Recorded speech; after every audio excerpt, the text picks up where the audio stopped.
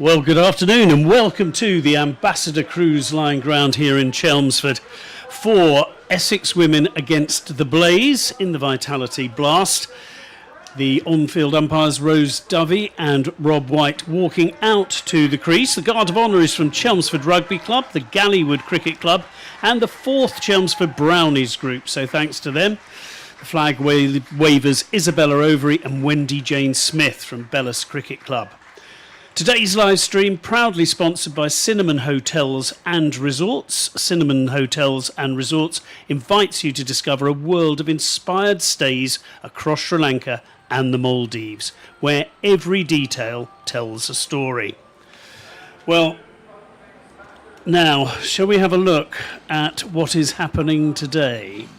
Yeah, so obviously happy to be here on a very sunny day in Chelmsford with the Blaze taking on Essex. The Blaze, all they need is now a point to seal themselves a spot in finals day at the Oval in a few weeks' time. Essex are unable to qualify, unfortunately, but still obviously a lot to play for, prize as much as anything else for them, and also just continuing the season and finding some form ahead of the One Day Cup, which restarts in a few weeks' time before the hundreds, and therefore a few weeks off from the county game. It looks like we have Kayla Kirk and Georgia Elwes coming to the crease. Yep. We were a little bit unsure before the game as to who might open.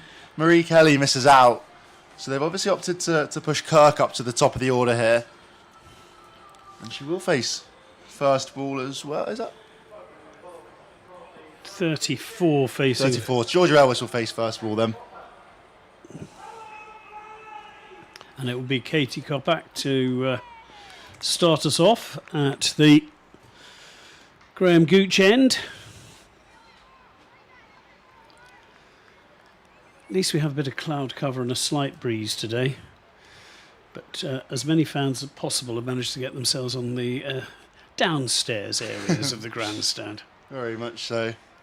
It's a hot day here at the Ambassador Cruise Line ground in Chelmsford. Kopak with the new ball in hands.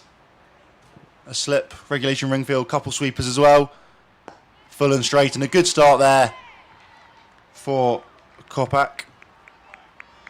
And solid defence from Georgia Elwes too.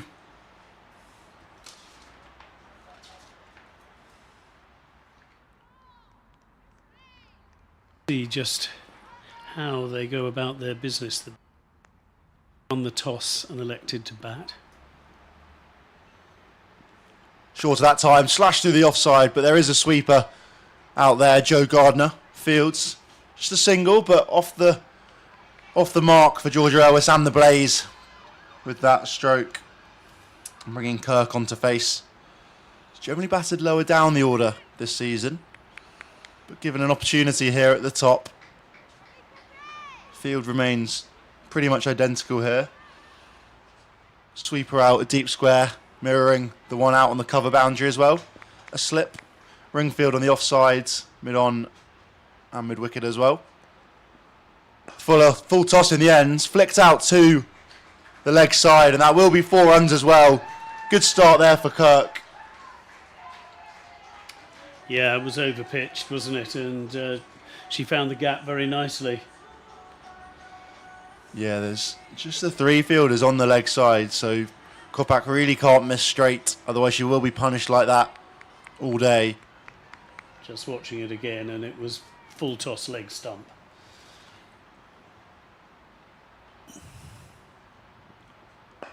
That's better that time from Kopak. I think she's possibly already looking at dropping out Lissy McLeod from slip. Yeah, she is. I think perhaps noticing the ball's maybe not swinging around a little bit, and McLeod's just going to drop into square leg, I think.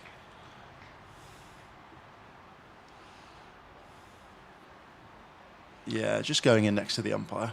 Oh no, she's not. Change of minds. Short fine leg instead.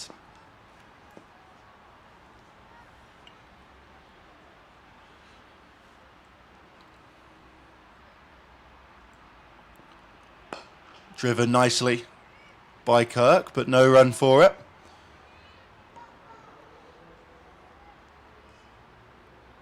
It's a solid start here for Kopak. Just missed her line and length on that one occasion so far. 2 full, 2 straight.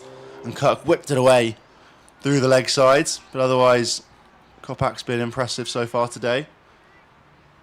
1 ball remains in this first over here in Chelmsford.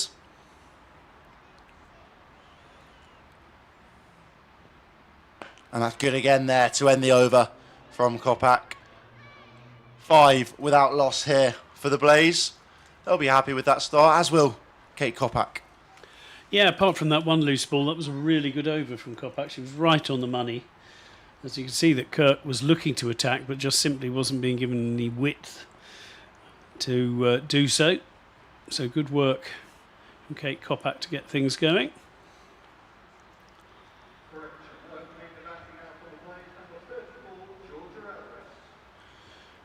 There we go. Just making sure in the ground that everybody knows who is who. Looks like Maddie Penner's going to take Yes. the new ball here. I was busy checking. That was something of a surprise. The Aussie overseas star here for Essex. Not sure she's taken the new ball this season so far. Often has been Esme McGregor. Sometimes Scrivens, the skipper, has done it as well. Yes, that's right. It's usually Grace Scrivens I've seen opening here. But Maddie Penner still searching for her first wicket this season. Will start from the Alistair Cook end. Oh, and she might have the first wicket. She has. Well bowled. The decision to go with Maddie Penner worked very well indeed for Grace Scrivens. And that is the end of Elwys, Georgia Elwys, the England player, for just 1. Yeah, we just sort of cramped up Elwys for space. I think looked to try and push on through the offside. Got cramped up and just sort of skipped on and took out the top of the bails there. Yeah, it was the off-stump bail, wasn't it? I don't think there was a lot, but it was enough. And you can understand why the team are celebrating there on the side of the wicket. It does bring the dangerous Catherine Bryce out to the crease, though. It's been in spectacular form this year. Yes, big numbers. Chipping in with runs and wickets. 292 runs at 58. It's not a bad effort, is it? Not a bad effort. You almost wonder whether it was the right thing to get the unfortunate Elwys out at this stage. But Georgia Elwys does go for 1. First wicket of the season, as we mentioned, for Maddie Penner.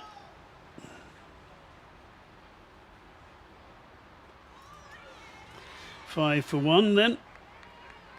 Almost picked up another wicket there. That one not far away from both the top of off and the top edge. So this is a terrific start. Exactly what Essex needs. Again, Penner is getting the ball to come back in, isn't she? Just cramping up the batter for space. This time it is cut away for a single.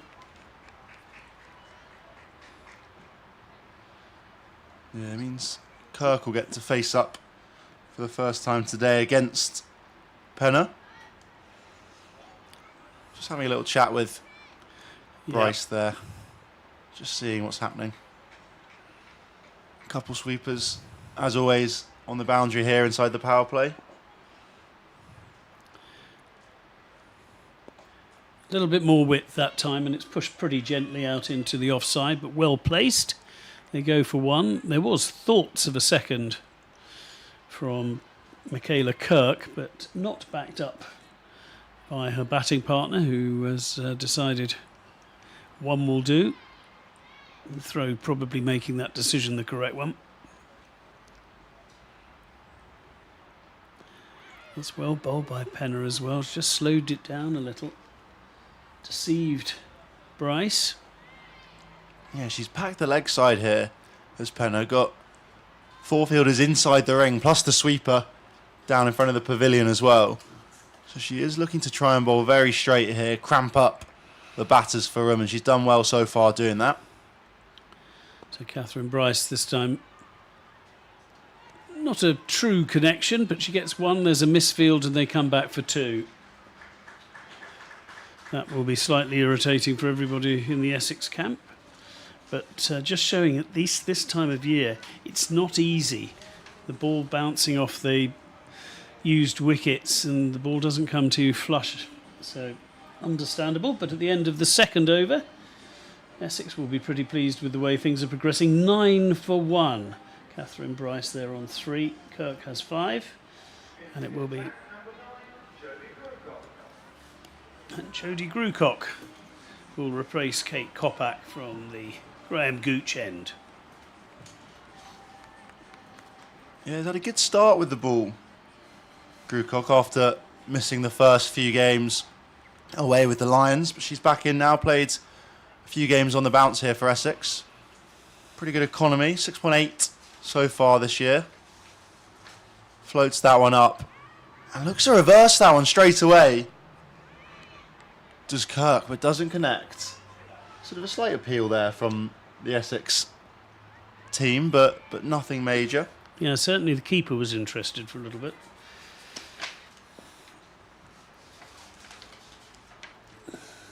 Shorter this time and looks to reverse sweep, and she does. Gorgeous shot there from Kirk. Missed out on the first delivery. That time makes no mistake. And the ball races away across the outfield for 4. Yeah, and you can just see in the picture there how packed the lower stand is in this very hot weather. But it was a lovely shot. It's not as if she hadn't suggested that's the shot she might be looking for. So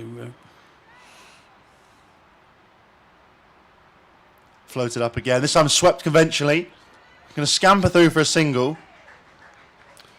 It's good running. Yeah, did well to get through for that one there. Hit straight to Maqsood behind square on the leg side, but Catherine Bryce was very quick off the mark to get down the other end. Facing up now to the leggy. That was hit hard, straight down the ground. Was that all the way? I think it was just 4, was it? Yeah, yes. One bounce. One bounce. Gorgeous shot there again, though, from Bryce. Just floated up above the eye line from Grucock, and Bryce got right to the pitch to nail that one straight over the bowler's head. Yeah, no, it was a cracking shot. That is the shot of a batter in form.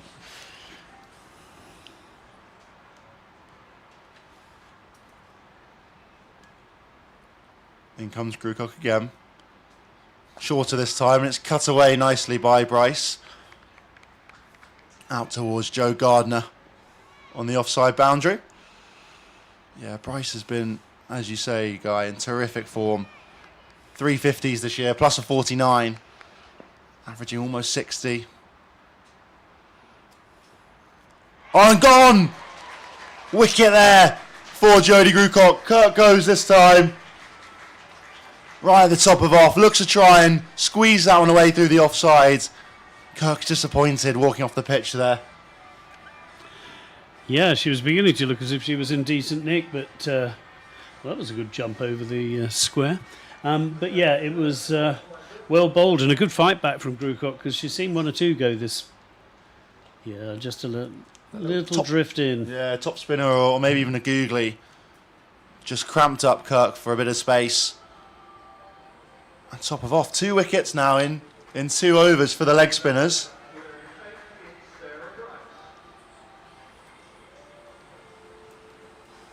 Ends the over as well. 19 for 2. Expensive was Grucock. 10 from it, but actually, more importantly, picks up the wicket. Yeah, I think you're absolutely right. Yes, it went for 10, but it's the power play. The occasional over does go for 10 in the power play, and picked up a big wicket. But now they have the sisters together, Sarah Bryce joining Catherine. A little bit of width there, and it's cut away as Penner continues from the Alistair Cook end. Ooh, decent throw in, but as a bowler you don't want it necessarily to come in at quite that pace sometimes. No. Terrific throw from the deep. Yeah, Kate Kopak out there. Very, very good. Yes, they weren't looking for 2 to Kate Kopach's arm on that occasion. Penna in again. She just bowls that nagging length. It's cut away again, but once more only for a single. And Essex will probably take a single every ball for the rest of the innings.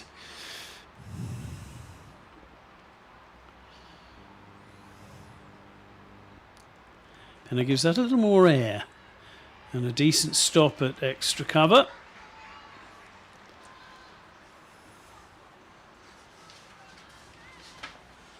Sophia Smale doing the fielding.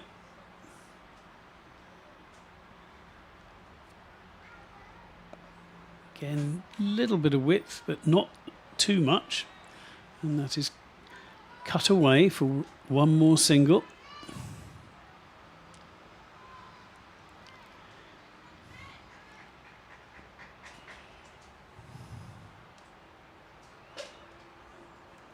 Maddie Penna. Oh, nice ball. Actually gave that a little bit of air. Had to be dug out in the end. Yeah, good effort Sarah there from Bryce. Yeah. She's mixing up her speeds, her lines, her lengths really well here, is Penna. And again, pitched up delivery, nicely driven out into the deep. They want 2. They're going to the arm of Kopach, but terrific running. And in the end, they were home. 5 off the over, but another very tidy over from Maddie Penna.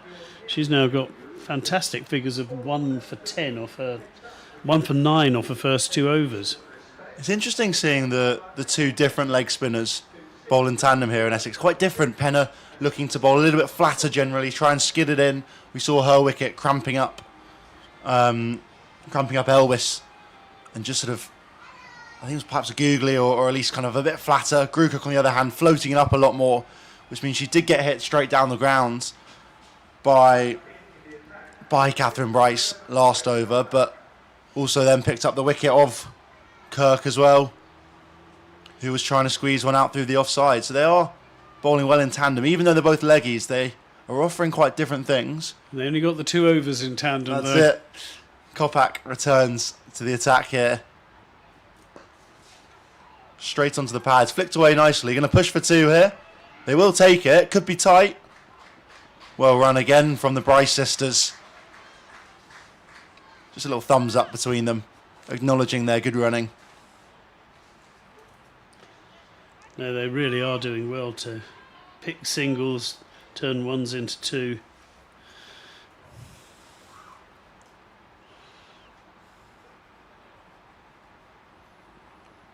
Oh, really good Yorker there. Squeezed away by Catherine Bryce in the end, but that was fired in. Top delivery there from Kate Kopach. Yeah, to get someone as in form as Catherine Bryce, seriously worried. That was a terrific delivery.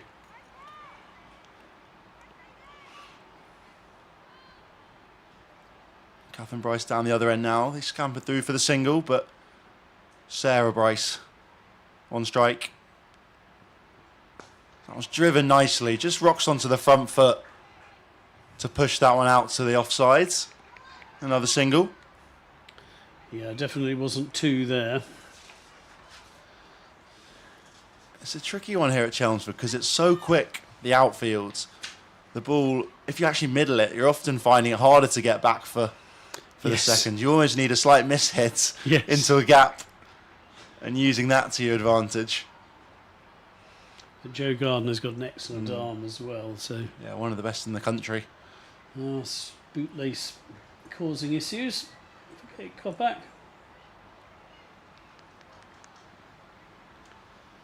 There we go. This is how we've gone in the early stages of the match. Those 2 early wickets. Full and straight and flicked nicely down the ground there, but straight to the fielder in there at mid-on.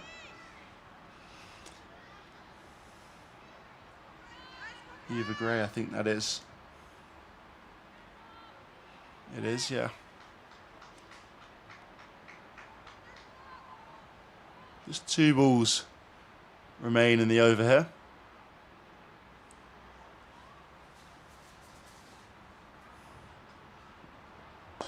It's driven nicely through the offside, finds the shot. gap.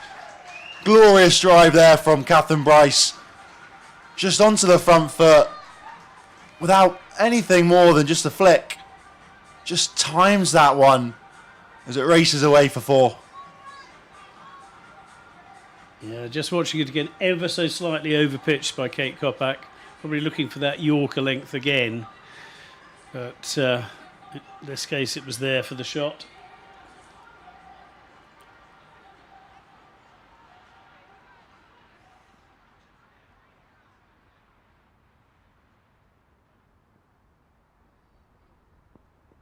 Full and straight, hit on the pads. Just going to be tailing down the leg side though. Possibly even an inside edge as well. Certainly going down leg. But that ends the over there. 33 for 2. The Blaze starting to rebuild the two Bryce sisters together. Yeah, we just had a replay of that LB shout, and I could see why the wicket-keeper and bowler didn't keep it up for very long. It was definitely on the slide. Eva Gray for the first time into the attack today. So Eva Gray from the Sir Alistair Cook end. I forgot his Sir earlier. I must It'll be interesting to see how Grace Scrivens does juggle her seam bowling options. They're without Esme McGregor today, precautionary rested. Big loss on her wicket taking this season. That's played nicely out into the covers. But this time they settled for the 1.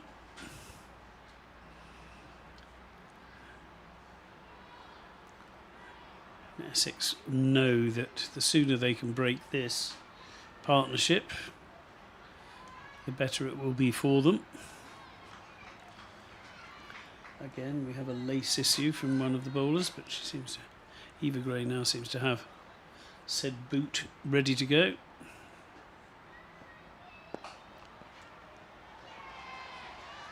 It's a nice drive, but straight to the fielder. Yeah, good from Sophia Smale in there at extra cover. It's a good cover fielder. Yeah, she's always sort of lurking in and around there, ready for some catches, run-outs when offered an opportunity. She's into action again.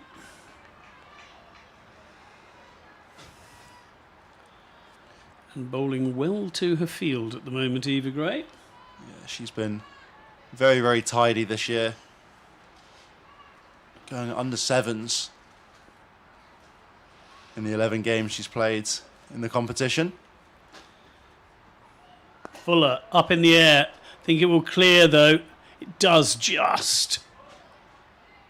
For a moment, the fielder was very, very interested in that. But they get away with it and run for 2 is Maddie Penner, who must have thought for a minute that ball was coming to her. Yeah, a little bit lucky there from Bryce. Didn't time it. Not at all. Probably her first full shot and a little bit lucky to escape. It's the pressure that is being exerted by Eva Gray, meaning Catherine Bryce feels she has to take on that shot. Again, she drives it straight to Smale at cover. No run. Just the 3 runs so far. This is the end of the power play.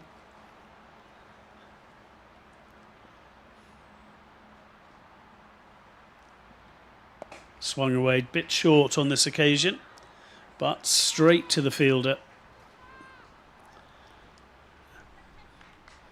And once again, Jo Gardner, with her arm, keeps them down to just the 1. 4 runs from the over, a really good effort from Eva Gray. And at the end of the power play, 36 for 2, so going at exactly a run a ball. Yeah, I think the Blaze will be happy with where they're at the moment, considering they lost those 2 early wickets. 2 Bryces here going to have to try and string together a partnership. Still have a fair few options still to come in down the order. Heather Graham carded in at 5, Ella Claridge as well. And then they're into the tail. It's a strong tail. Josie Groves, Kirsty Gordon, Sarah Glenn, Lucy Hyam all can hold a bat. So that one's looked to reverse sweep, switch again, but doesn't time it. Does Bryce. Penna is back for her third over now. Changed ends though. Coming in from the Graham Gooch ends. Flat again, and that one's just prodded out into the offside for a single. Again, she's clever bowling. She's just making sure she doesn't give the batter room. Hunched up and can just push the ball away for singles rather than throw their arms at it.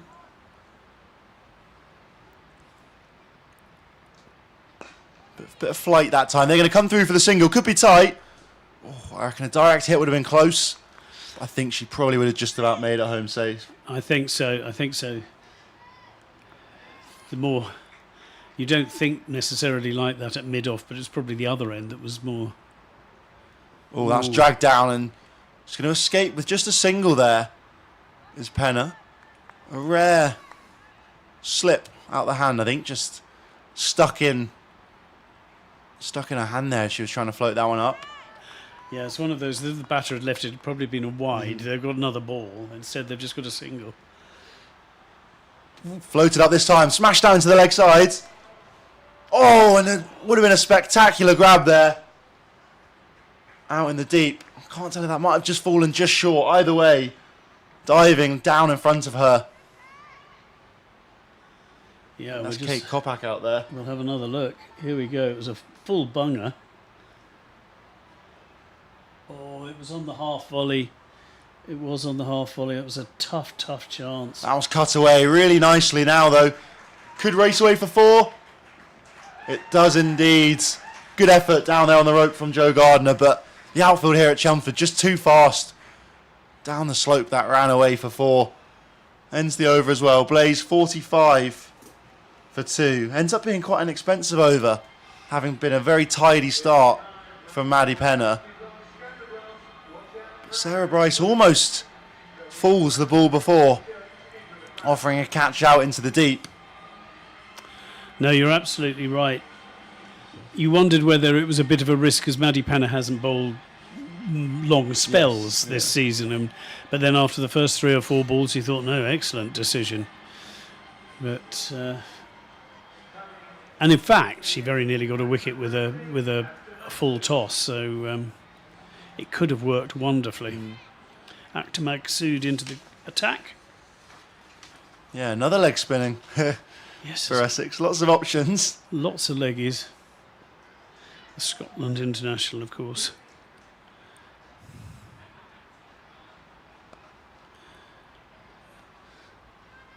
Leans back, just cuts it away, but it'll only be a single. These two have steadied the ship. After the first 2 wickets went inside the first 3 overs.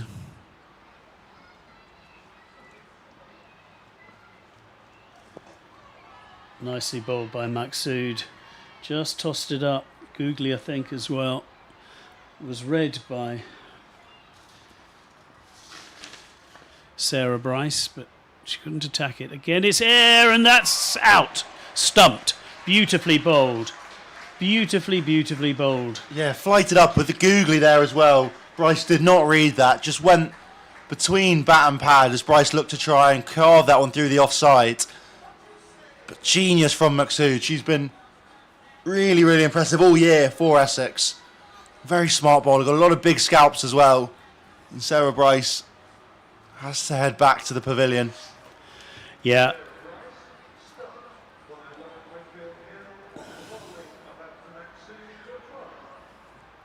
No, excellent work. Not afraid to give the ball a little air, tempt the batter. Nice snaffle as well behind the stumps from Lauren Winfield Hill.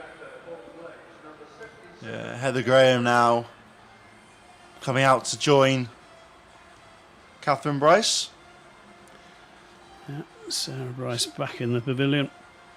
Yeah, unable to make a mark today. I have hit, I think it's some of the biggest 6 I've ever seen. One of them was hit by Sarah Bryce. 3rd tier of the grandstand at Lord's. We're just watching that again, and she was tempted, didn't get to the pitch, had to try and mow it to leg, missed and was gone. So, yep, lovely piece of spin bowling.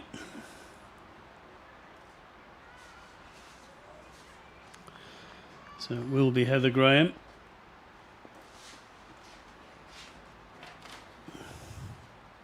Again, not afraid of going into the lair, but Heather Graham waited on that, the Australian, and just leant into it. Has played for Essex as well in her past.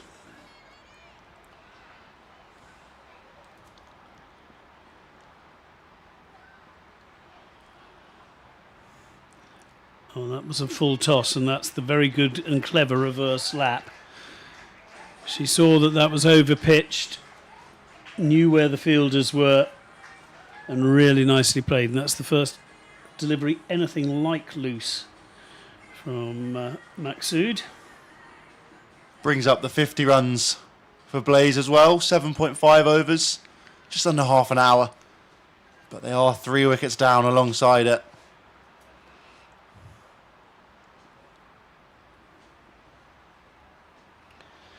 Settling down, the ball is back. Oh, there's a big shout for LBW, and it's been given. Again, Googly looked to be straightening.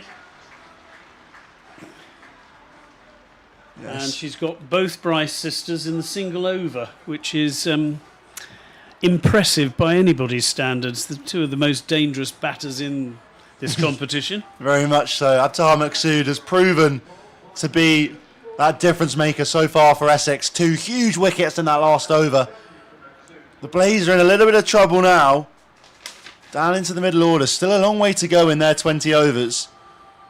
But Maqsood has been excellent in her first over. That ends the over as well. 51 for 4 with both Bryce sisters back to the changing room. No, that's terrific stuff. Ella Claridge now comes out to join Heather Graham. She's been in reasonable nick this year as well. Made quick-fire 51 against Hampshire earlier this year. Heather Graham similarly has been good with both bat and ball as well. But it's going to be it's going to need a good knock and a good partnership between these two, you think, now, for the Blaze to really push on and get up to a defendable total. Absolutely right. It's normally about 150 is a sort of minimum here at Chelmsford. Looks like we're going to have spin at both ends, and you can understand why, having seen that last over.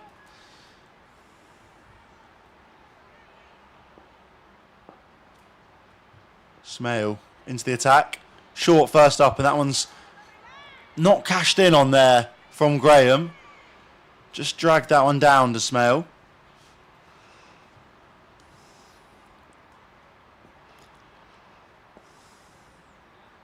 Quite short again, dug into the pitch, but that time just away to the left of, I think that's Lissy McLeod in there at mid-wicket. Unable to stop the ball. Get through for a single.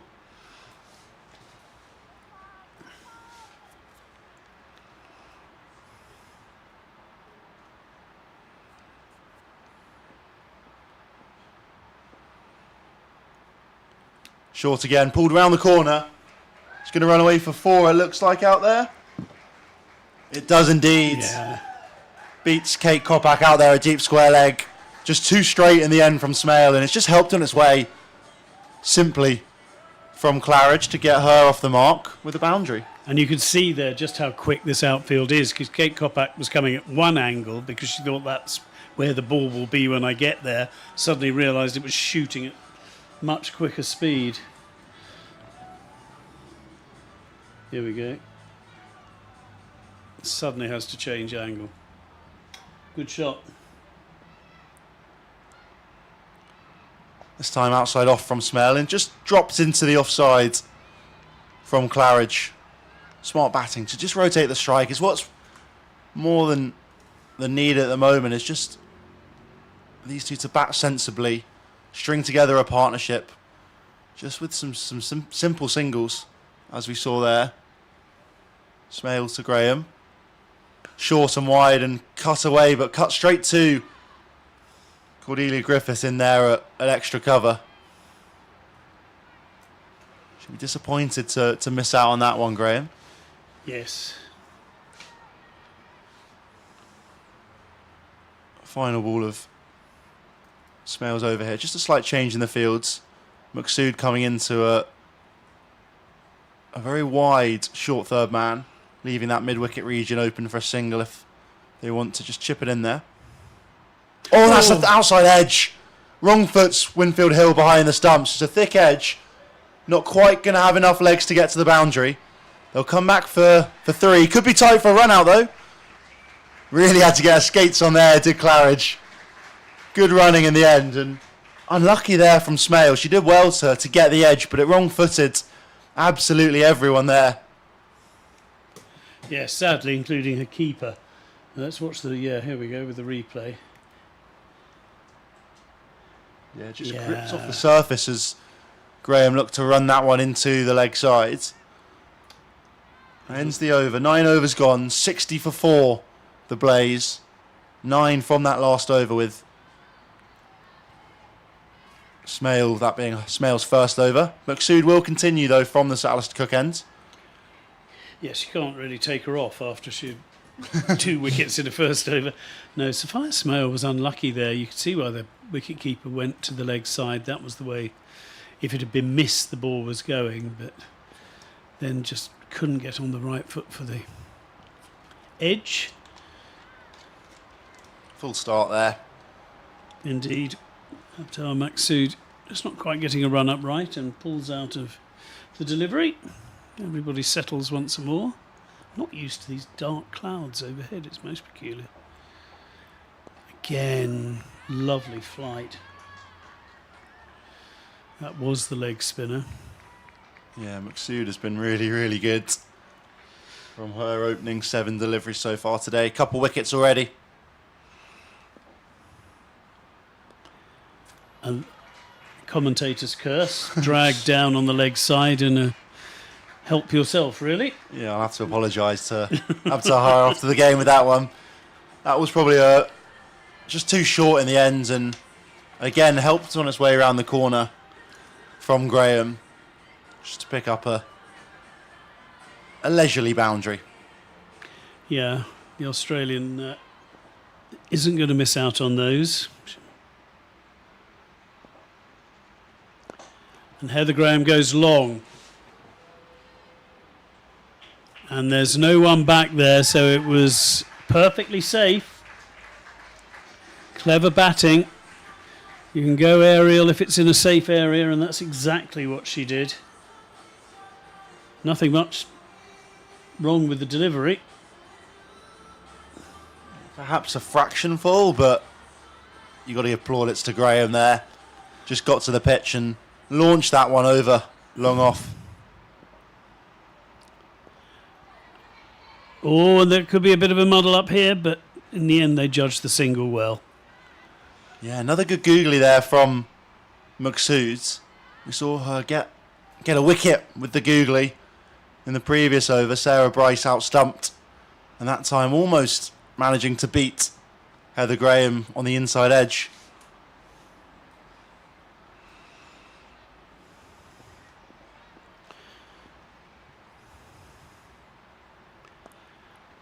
That's just played very comfortably out into the offside for a single.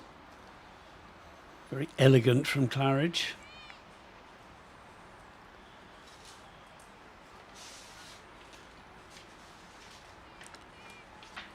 Almost up to the halfway mark here. One more ball remains in the 10th over for Maqsood.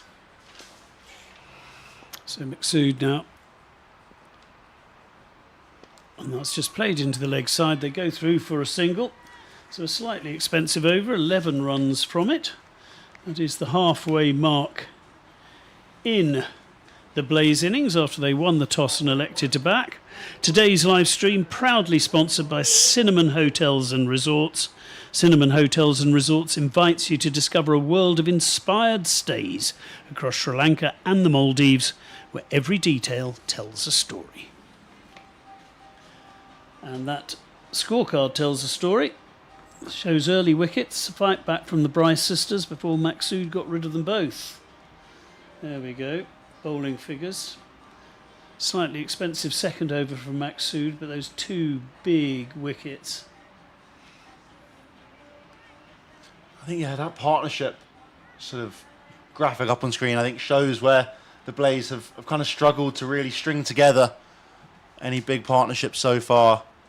And with these two probably being the last two recognised batters, could be pretty crucial, this partnership here between Claridge and Graham. As Kate Kopak is back into the attack for her third over here. She's bowled well so far with the new ball. First up inside the power play. Now throwing the ball again in the middle overs. With a new challenge here. Two slightly more set batters. Heather Graham on strike here, the Australian. Full and straight. Ooh. And good stop there from Kopak. Nailed back at her. It's one of those moments, it was a bump ball. Would have been a big crowd catch, I'm sure. Good strong crowd here though at the Ambassador Cruise Line ground in Chelmsford. Grandstand to our right, rammed with people sunbathing on the top and cowering in the shade on the bottom. Have a lot of young guests here today as well. There's 60 from Chelmsford Hockey and Rugby Club and another 60 from the Girl Guides. It's always great to see lots of young faces here for what has been a really good game so far. Kate Kopak in again now. Driven down the ground, straight back to her again. And well fielded off her own bowling there by Kopak. She's got a lot of cover out on the boundary, does Kopak. Fine leg, square leg, long on, sweeper on the offside as well. I guess the only thing about bowling her now is the final overs. You're going to have to find the right people for the job. Only one over left after this. Oh, that one is dispatched over the leg side. It's going to be 6 into the stands down there. Imperious from Heather Graham, just onto the front foot. Flick of the wrists and sends that one soaring into the sky. Out towards Cow Corner. Magnificent timing.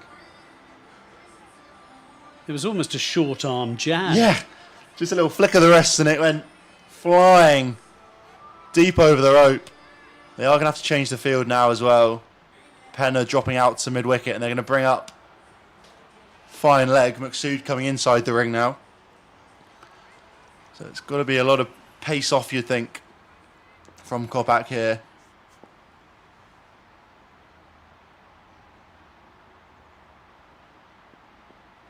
That one's just cut into the offside. Griffiths does well though, body behind the ball. Yeah, old-fashioned fielding, down on one side. Exactly how you're taught to do it. Superb, because that really was a decent drive, well hit from the middle of the bat by Graham. Couple deliveries remain in this over here for Kopak. Slower ball, full toss, and just dabbed out to deep mid-wicket for a single there. Smart batting by Graham. Lovely flighted slow ball that one though from Kopak. Yeah, ever so slightly over pitch, but even so, the pace off had done what she wanted it to do.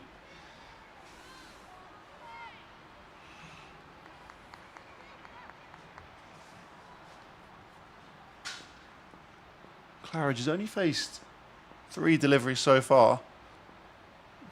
She's up against Kopak now.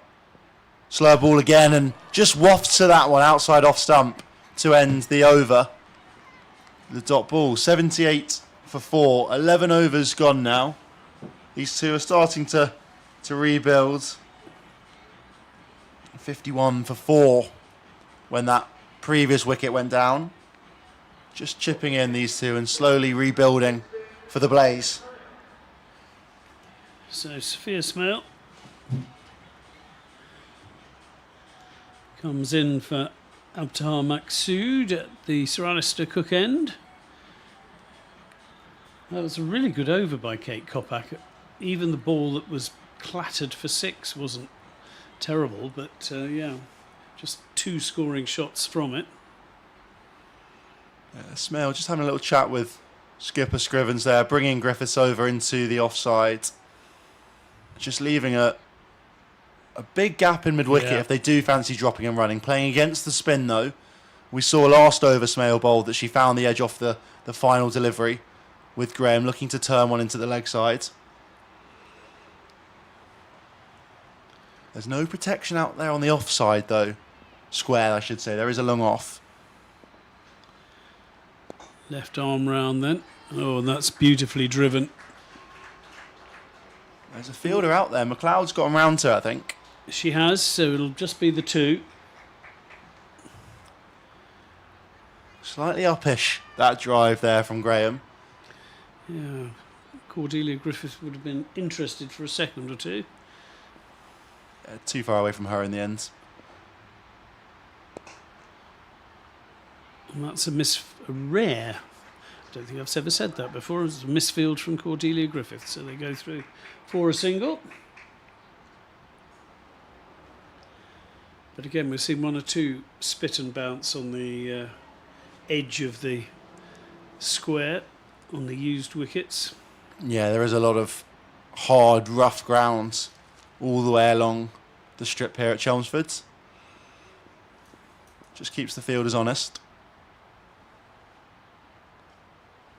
That's turned into the leg side, just a little bit short, but she's got the fielder out there, so it'll only be a single.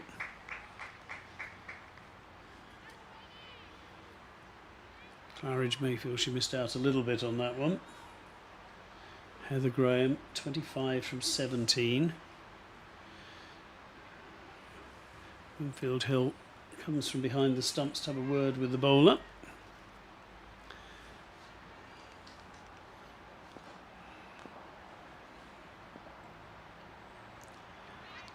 Sophia Smale, that's a good tumbling stop at short fine leg.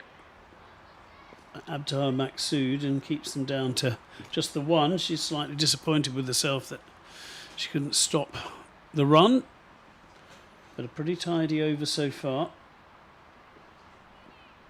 5 from the first 4. Again played on the back foot. Seems to be the way they've decided to play. Sophia Smale, single again. Maddie Penner with the throw. Claridge's innings have been quite interesting so far. Faced 6 deliveries, hit the first one for 4. Otherwise, just been looking to get Graham back on strike. Yep. Pulled away. 1 bounce to the fielder. Penner gets the ball in quickly, just a single. Just the 7 runs from the over. 85 for 4 after 12. Partnership worth 34. Graham 26, Claridge 8. And it's hard to know who's ahead in this game at the moment. We watched that. Didn't quite carry to Penner, and it certainly wasn't worth her gambling on it by racing in, possibly missing it and conceding 4. And Eva Gray will return to the attack. Very good first over from the Essex seamer. It went for just 4. She's been very smart with her bowling and has been very, very good all season. Very economical. Going at an average about 6.8 from the 11 games she's played in the Blast this year. Sweepers out on the leg side, 1 out on the off. Slur ball first up, and that one's slammed straight out to extra cover, but a brilliant dive from Cordelia Griffith stops that one, making up for that slight misfield last over. We're stopping an inevitable 4. Yeah, it was a terrific bit of fielding, quite rightly got the applause it deserved from the big crowd. Just enjoy this bit of fielding again. Yeah, terrific.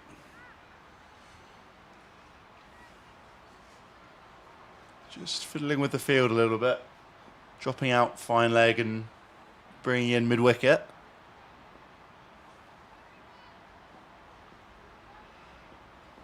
Claridge on strike. That one's just prodded out into the offsides for another leisurely single to get the dangerous Heather Graham back facing.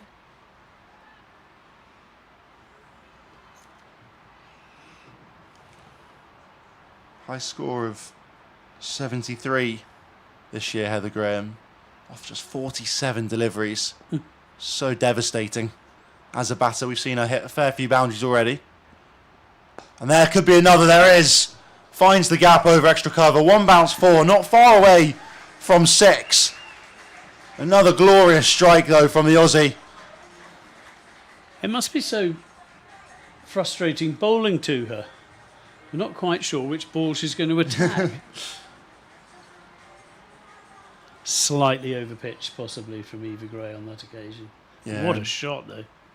Up and over extra cover. Yeah, you can't offer Heather Graham anything too short, anything too full. She's put away a lot so far. Attacks the stumps this time, and it's just flicked into the leg side for one. Good comeback by Eva Gray.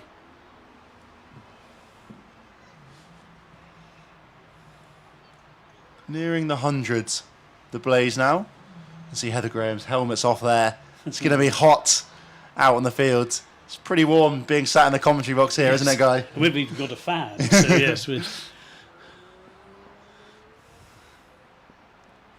That's down the leg side. Great take from Lauren Winfield-Hill behind the stumps. Top glove work. It was the first wide of the innings. Yeah, it's interesting to see Essex be very, very controlled today. I remember the first game I did here, right at the beginning of the season in the One Day Cup, and there were a lot of extras. So it's good they've managed to keep that number down today so far. That one's tickled fine for a single to Abtaha Maqsood at short fine leg. 94 for 4. One ball to come here in the 13th over. Yeah, 9 runs so far from it.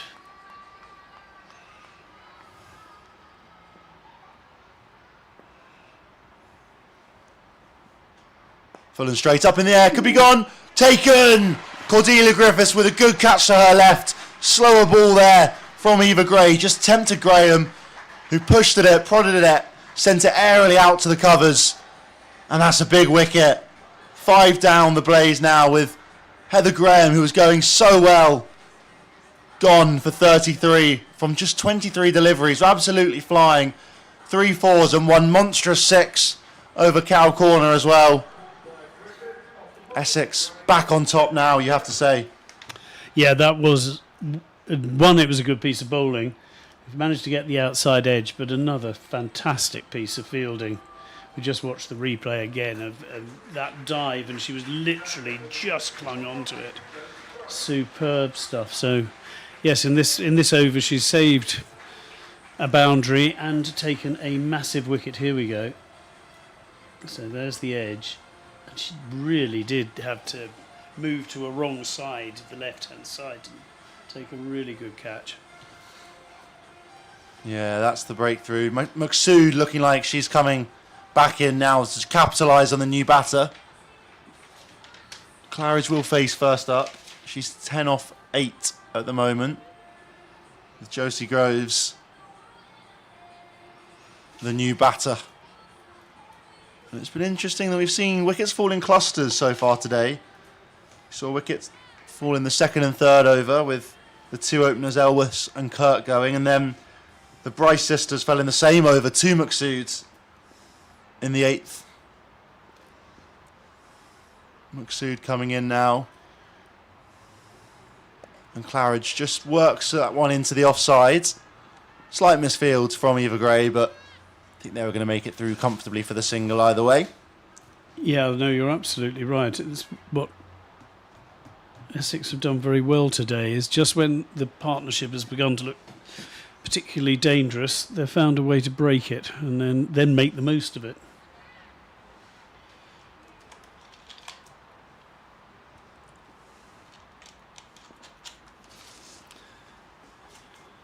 Maqsood in.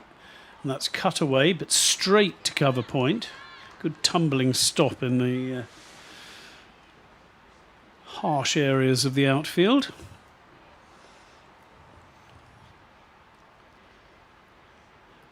That's slightly on leg side, and that's a beautiful sweep shot that just beats the despairing dive of the fielder Joe Gardner. Yeah, gorgeous strike that from Really Josie Groves, was. first up. Just timed that one so well and found the gap out there at sort of fine leg, long leg, down towards the boxes. Abtar Maqsood won't be happy with it. It was outside leg stump, but to see an old-fashioned proper sweep shot carried out so nicely. Oh, and there's... Oh no, misfield. Well, it was... I'm not quite sure why we went for the run-out attempt there on the batter backing up. Certainly caught everybody by surprise, and there's been an overthrow. And the 100 comes up on the overthrow. Yeah, slightly disappointing there. Griffiths just not down quick enough as that one skipped under her. But I'm not sure anybody... I think the batter was well in when the throw came in, so... Ended up getting through for some runs. Not really what Essex want to do. Try and keep the pressure on her. Yeah, but they get the single. And 101 for 5, so 7 from the over so far. Tidy again from Maqsood. Just needs to finish this over. And again, just airing down leg side and absolutely nailed. But this time Joe Gardner can get round and keeps them down to 2. So good work in the deep. End of the over there, 103 for 5. 14 overs gone. 9 from that Maqsood over in the end. Yes. As I think we see some more spin, perhaps. It's very interestingly poised. Yes, the 5 wickets are down, but the run rate is just creeping up a little. Yeah, they've done well to keep it above 7s. Exactly, 18 off the last 2, and Yeah, we will see some spin. Jodie Grucock, one of the other leggies. yes, bowling for the first. Oh no, she bowled very early on, didn't she? Yeah, She bowled she the 3rd over. Got the wicket as well there of Kirk. Yeah. Can she get another wicket now? That's floated first one up and just sent out towards the offside boundary of Joe Gardner. It was pretty much been posted out there all game so far. Yes. I'm sure she's getting very used to any of the fans sat behind her in front of the pavilion. She's on first name terms, absolutely. She's a terrific fielder in the deep. She really is. Josie Groves facing up to Grucock now. That was short and cut in the air early and caught there. Fumbled at first from Griffiths, but makes no mistake with the second attempt. Heart in mouth moment, I'm sure, for her. But she does get the grab. As you can see, a few of her teammates just joking about the fumble to her. And that's another wicket there for Grucock. She picks up her first in the 3rd over. And another one there. Josie Groves goes for 7. And they're 6 down now. Oh, the Blaze. Well, it's what you were saying, wasn't it? It's wickets in pairs. There's just 10 runs between those two. And 104 for 6. They've got to see their way through to the end of their 20 overs at least, you would have thought, the Blaze here. Just watch the replay of that catch. Oh, yes. It was a very slight juggle, yeah. Slight juggle. But she did take the catch in the end. Quite. Kept her cool. And I'm sure her teammate, Grucock, will be very pleased with that one. So 2 catches in 3 overs for Griffith. Yeah, both in there at cover. Just slapped a couple to her with pace off.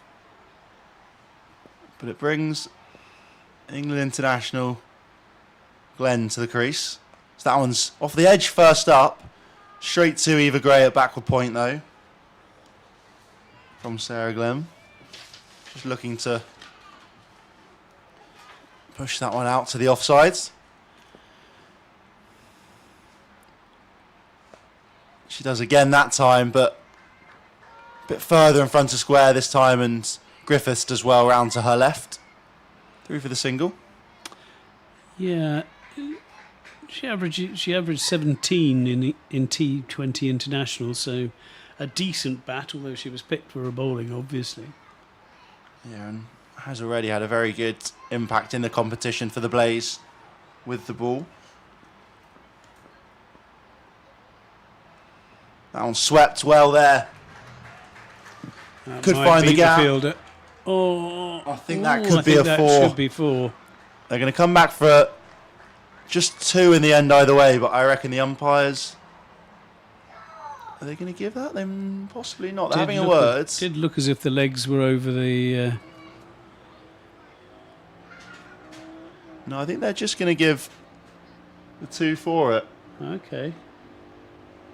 Just watch the replay here. Yeah, very strong sweep out there. And she stopped. Depends whether her back legs are up. And that one's Yeah. cut into the offside. Oof. As Griffiths goes tumbling. Oh, not the greatest throw there from Gardner. Bouncing it just short of Winfield Hill, but that ends the over either way. 108 for 6. The Blaze going to have to try and rebuild here again with Groves falling in that over. Just a reminder as well, there are lots of other games coming up over the next few days. The final few Essex women's games in the Blast. On Wednesday they take on Lancashire Thunder and then host Durham as well on Friday. You can still get your tickets online now. 6 p.m. starts for both of those, while the men host Hampshire Hawks on Thursday in between that. So it's a busy few days here at the Ambassador Cruise Line ground in Chelmsford. That's a 7 p.m. start, the men's game. Yeah, lots and lots of lovely cricket. So Maddie Penner back for her 4th and final over, having started so brilliantly, and that's rather scuffed. Oh, and there could be a run out here. Oh, it's such a muddle. And Abtar Maksu got the throw in. There was never really a run there. It wasn't even the call of Claridge, but and Glenn wasn't really paying attention, as it were, and a very avoidable run out. Yeah, it's very much stop-start from Claridge. She sort of set off straight away. And just looking at that, just looking again, Glenn did just make that initial move. Little stutter. Yeah. And yeah, in the end it was slightly disappointing end. You can see here, yeah, Claridge goes, stops, goes again, and then it's too late by the end as she turns around. I think there wasn't really a loud call of no from Glenn. I think Claridge was always looking for that run. Possibly could have been there, but... Yeah, and the other thing is Claridge was the set batter as well, so a little bit on the expensive side, that run out. Essex won't mind. No, they'll be thrilled with that. Lucy Hyam now on her debut for the Blaze, or season debut. Hasn't featured for them yet. Played a little bit for Leicestershire though. And obviously with a lot of the England players away, she's been called up today. That's played out into the deep covers, and they'll go through for a single. They decide, given everything that's happened in the last couple of balls, possibly they won't go for a slightly dangerous 2, particularly with just 3 wickets left. And they really do need to survive these last 5 overs. Stuff has happened when Maddie Penner has been bowling today. It's a beauty. And that beats Glenn. Yeah, it's almost been an all-leg spin affair today. Just the 1 wicket for Eva Gray. Otherwise, Penner's picked up a couple. Well, the run out as well, obviously, from Penner's over. But also, Grucock's picked up 2 and Maqsood as well. Short, though. Oh, got away with 1 then. Could have been given as a wide as well. So maybe 1 or 2 of the batters higher up the order might not have missed out on that one. That's a better delivery, and that's too good. Just too good. And Glenn is struggling at the moment. Timing just doesn't seem to be there as yet.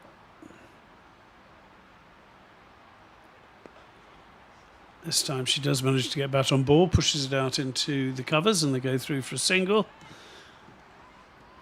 But Maddie Penner has now finished with the figures of 1 for 20 from her 4 overs, which is exceptional, and well done for Grace Scrivens for deciding to go with her at the beginning of the innings. Yeah, very much so. Both of us at the time were going, oh, that's interesting. Yeah, I think, well, perhaps with Esme McGregor unavailable today, precautionary measures, just resting her, but her usual option at the top of with the new ball, unavailable. She gave the ball to Pena, and then Grewcock bowled the 3rd over and picked up a wicket each. And then you can see Maqsood later on to get the Bryce sisters in the same over. That really just flipped the game again, with those two putting together a reasonable partnership. Just the 1-6 there on the wagon wheel. Runs all round the ground, but you also saw before that when the wickets had fallen. Slower ball first up there and just driven into the offside. They're going to push for 2 here. Are they going to test the arm of Gardner? They don't. I think rightfully so. It's always risky running to Joe Gardner's arm. But Sarah Glenn's down the other end now. Hyam to face Eva Gray, or her first delivery of Eva Gray. And again, Winfield Hill up to the crease, who has kept well. Gray's bowled well as well. Couple sweepers out, square of the wicket here on the leg side, also one on the off. That was guided delicately, deft touch there from Hyam. They're only going to get a couple for it. Fielded by McLeod at short 3rd man, But a very nice shot there from Hyam, just to run it off the face of the bat. Through, finding the gap between short 3rd man and backward point. Yeah, this is her first game, I think, this season for the Blaze. She's played twice for Leicestershire and scored runs on both occasions, so in some form. That was short and swept around the corner, up in the air. One bounce and out to Maqsood down there at fine leg. Gets the single as well. A good start there for Hyam with bat in hands.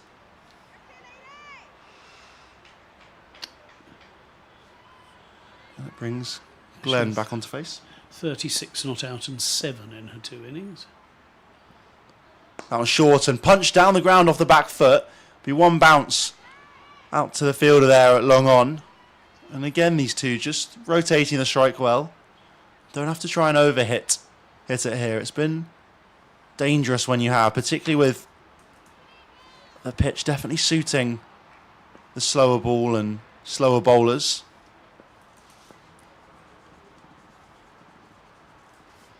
There's another slower ball and driven nicely by Hyam, but finds Cordelia Griffiths at extra cover, dot ball. Nicely bowled by Eva Gray.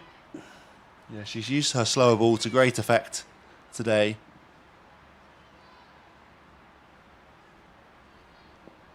It's been hard for the batters to score off it. Quicker that time and gone, no! Ooh, how didn't that hit? Just misses the leg stump by millimetres, cannoning into Winfield Hill in the ends. Ends over the dot ball. Hyam looking to be inventive and pull out that reverse scoop.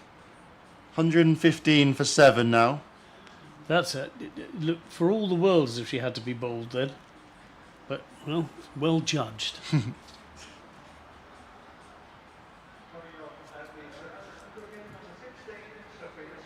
So Sophia Smale back into the attack. This has been good stuff by the Essex bowlers. We were mentioning sort of around overs 12-13 that the run rate was going up again, but a combination of wickets and very tight bowling has slowed it all down. Run rate back under 7. Sophia Smale, left arm round the wicket, cut away. I'll just go for the 1. 2 overs after this one, so it'll be interesting to see where Scrivens might turn. Gray and Kopak both have 1 each. Penner's bowled out, but the other spinners all have overs left. This is fetched. 1 bounce to the fielder, who does brilliantly. Yeah, it's a tricky one, that, for Penner. Bounced sort of just in front of her and looked like it might bounce in front of her again, so she did well to get down low and acrobatically pick that one up. Yeah, kept them down to 2. She's having a good day in the field, isn't she? Wickets, excellent stops. And this again is rather scuffed away into the leg side, but they can go through for a single before Joe Gardner eventually gets the ball under control and back into the hands of Winfield Hill, the wicketkeeper. And the sun comes out probably for the first time today properly. Yeah, since the sort of first over or so. Yeah. Oh, and that again is so close. But Glenn survives. Questions were asked for stumpings.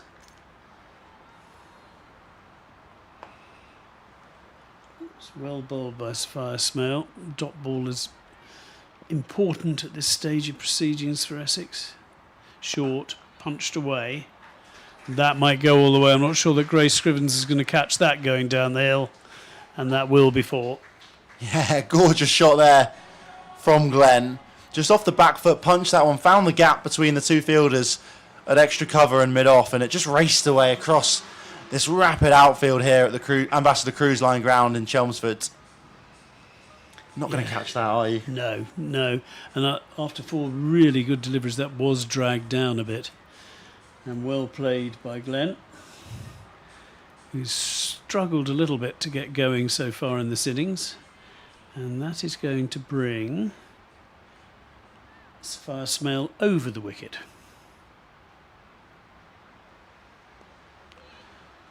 And they go for a quick single and get there. Good running. Very good running.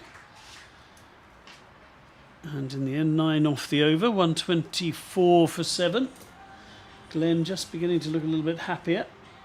She's moved on to 10 from 12. Runner ball 7. Yeah, it's been interesting, Essex in the field today. We saw a couple good bits of fielding in that last over from Maddie Penner in particular, but even there was a slight fumble from Joe Gardner as well, and I feel like that catch from Cordelia Griffiths, or sort of Cordelia Griffiths generally, her catches have kind of summed up Essex, where they've been functional a lot of the time. Some really impressive bits as well, with Griffiths obviously taking that diving catch to her left, but the more simpler one, she almost fumbled as well. So Yes. it's not been the cleanest effort in the field, but it's been very functional from Essex so far today. And they just need to keep it going for 2 more overs. We'll have Kate Kopak bowling the penultimate over here from the Graham Gooch end. Sarah Glenn on strike. And just chips that one through the covers. Going to find the gap. She will, and beats the dive of the skipper there, and it's going to be 4 runs. Lovely shot there from Glenn, just onto the front foot to prod that one through the offside for 4. Yeah, the bowler looked slightly disappointed because there were a couple of half chances for fielders possibly to stop that one. Yeah, it's just well placed. Yeah, evaded the 2 fielders well, that one. And a much needed boundary here as the Blaze are setting a reasonable, or on their way to set a reasonable total, it looks like now. Yeah, I think it over 140. Shorter this time, and again prodded into the offside. Single out to the skipper at mid-off. Just 1. Brings Lucy Hyam on strike. Yeah, I reckon they'll be hoping for at least 140 here. But obviously wickets will be the easiest way for Essex to slow them down, and could possibly still be bowled out plays.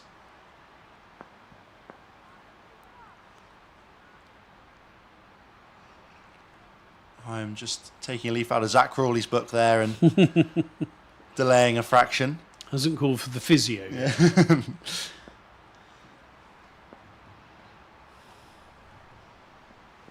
That's up in the air. Gorgeous shot there, just into the gap. It's not quite going to have the legs, I don't think, to get there, and it's dragged back in really well. Oh no, it's not in the end. That's should be four. Should be four. But I'm not sure what the umpires are saying. Joe Gardner not looking at the umpires, I think perhaps realising that could be four. It's going to be signal for four, it is indeed.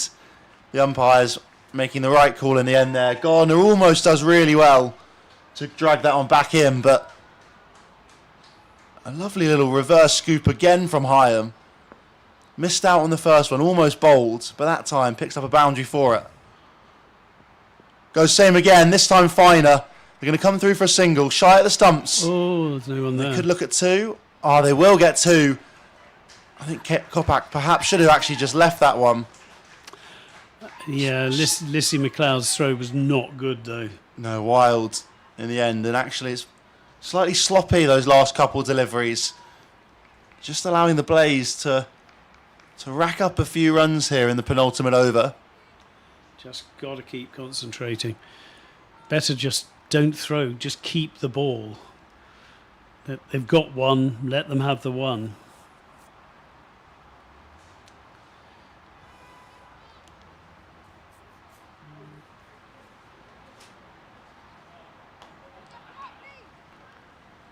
Two balls remain in the over and then also in Kopak's spell.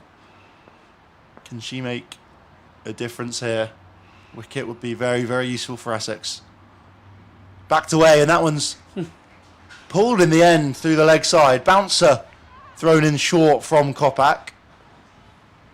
And Hyam does well there. It was quite a high one. I wouldn't be surprised if she'd left it. Had it been it might have been given a wide. Yeah, it was the first real bouncer in anger we've seen so far in this innings. It was probably not a bad decision, actually. Final ball of Kopak's spell here.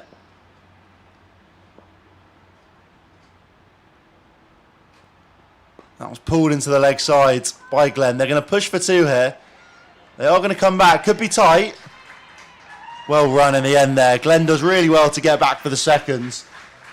Pushes the score up to 138 for 7 now, the Blaze. One over remains, 6 balls for them to possibly reach 150, which would be a very, very good score, considering they lost a lot of wickets throughout this innings. And yeah, 108 for 6, and then they get to 110 for 7 at one stage. These two right. have pushed on a very good partnership here. Yeah, and it was funny, wasn't it? Glenn couldn't get the ball off the square initially, but she's turned things round, and that was the most productive over of the innings, 14 runs from it. Well, this will be the final over of the Blaze innings. They won the toss, they wanted a bat. That's exactly what they're doing. They have 1 over left now. So 150 might be quite a competitive score on this wicket, do you feel? And yeah. Essex will want to keep this as tight as possible. And don't play the reverse sweep to a pitched up excellent delivery on middle stump. Is the lesson learned there. Well bowled. But that's been a really good knock from Sarah Glenn. Lucy Hyam. That was, I think, that was Lucy Hyam, was it? Looking to reverse scoop again. You're absolutely right, it was Lucy Hyam. It's the third time she's played that shot. First one missed leg stump by whiskers. Second one she picked up a boundary for it. And then she's been bowled off the third. Eventful innings either way for Hyam. She goes for 14. Clever bowling. In the end. Clever bowling. Brings the skipper here, Kirsty Gordon, to the crease. She's been very impressive with ball in hand. Can she have an important innings with bat in hand at the moment, though, to just really push the Blaze on? Another 10, 12 runs at 150 would be a good mark to aim for here, but it's going to be a challenge. Yeah, Eva Gray's starting the over just as Essex would have wanted. As well as the wicket, it's the dot ball. You've got a new batter in. Good bowling from Eva Gray.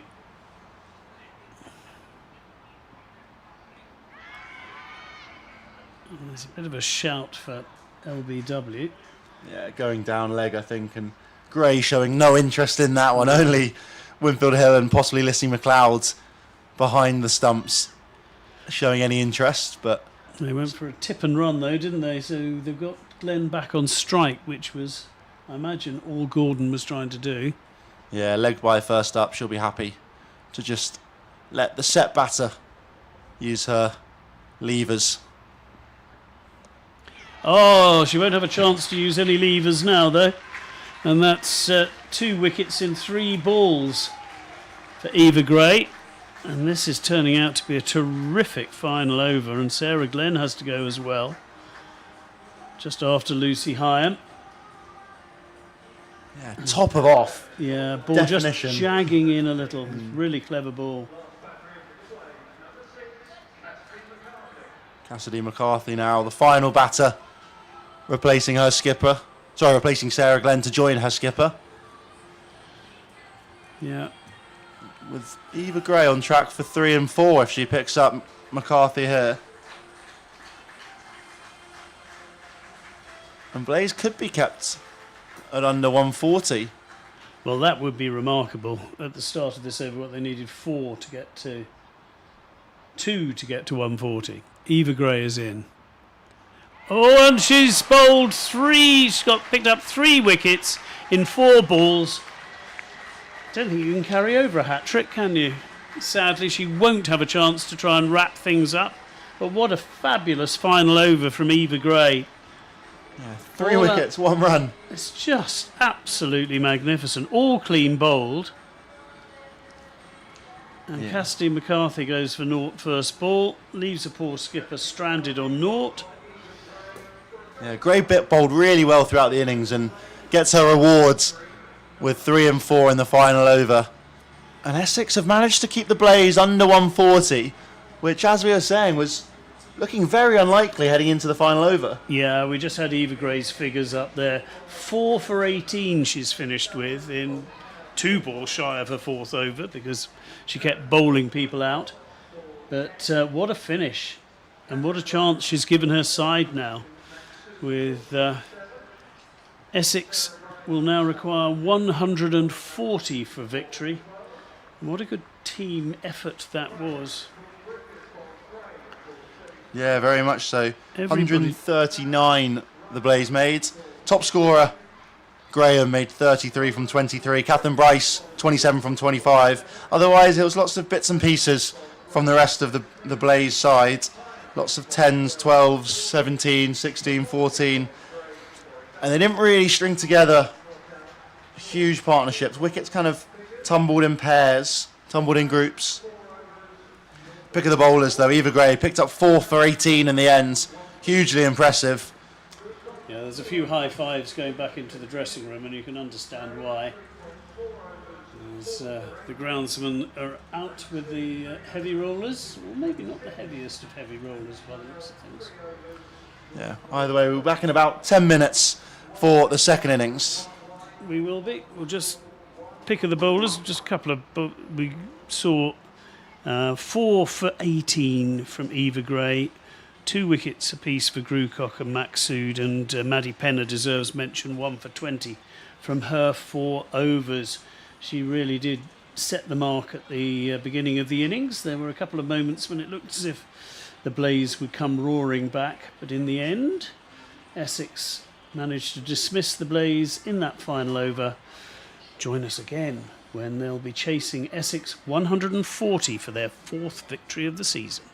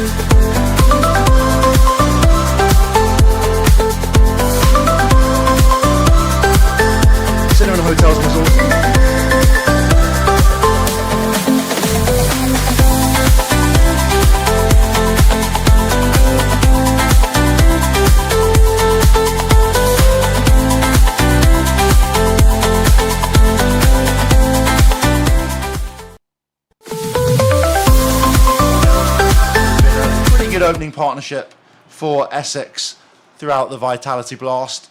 Lauren Winfield Hill, of course, on loan from Yorkshire. The Blaze will be taking the new ball. Options of Cassidy McCarthy and Catherine Bryce, probably with the new ball, unless they want to go for a bit of spin. Well, you do have a lot of spinners as well. Sarah Glenn, Josie Groves, both leggies. Lucy Hyam, some off spin, and the skipper Kirsty Gordon with a slow left arm, plus a few rounders dotted around as well. And it does look like it will be Scrivens and Winfield Hill to face up. Winfield Hill on very good form with bat and hands. 326 runs she's made at an average of about 30 this season, while Grace Scrivens was one of the leading run scorers last year. I'm Toby Reynolds, joined by Guy Swindles. Guy, happy to be back. Yes, it's going to be an intriguing one, this one. You do feel that Essex have given themselves every chance, but we were talking between innings and just saying you always need to watch a couple of overs when the next team bat just to see what the wicket is doing. And we were also going through all the spinners that the Blaze could call on, having with the success of, up until the last over when Seam took over a bit, the success of the spinners certainly at checking any major advance that the Blaze could make.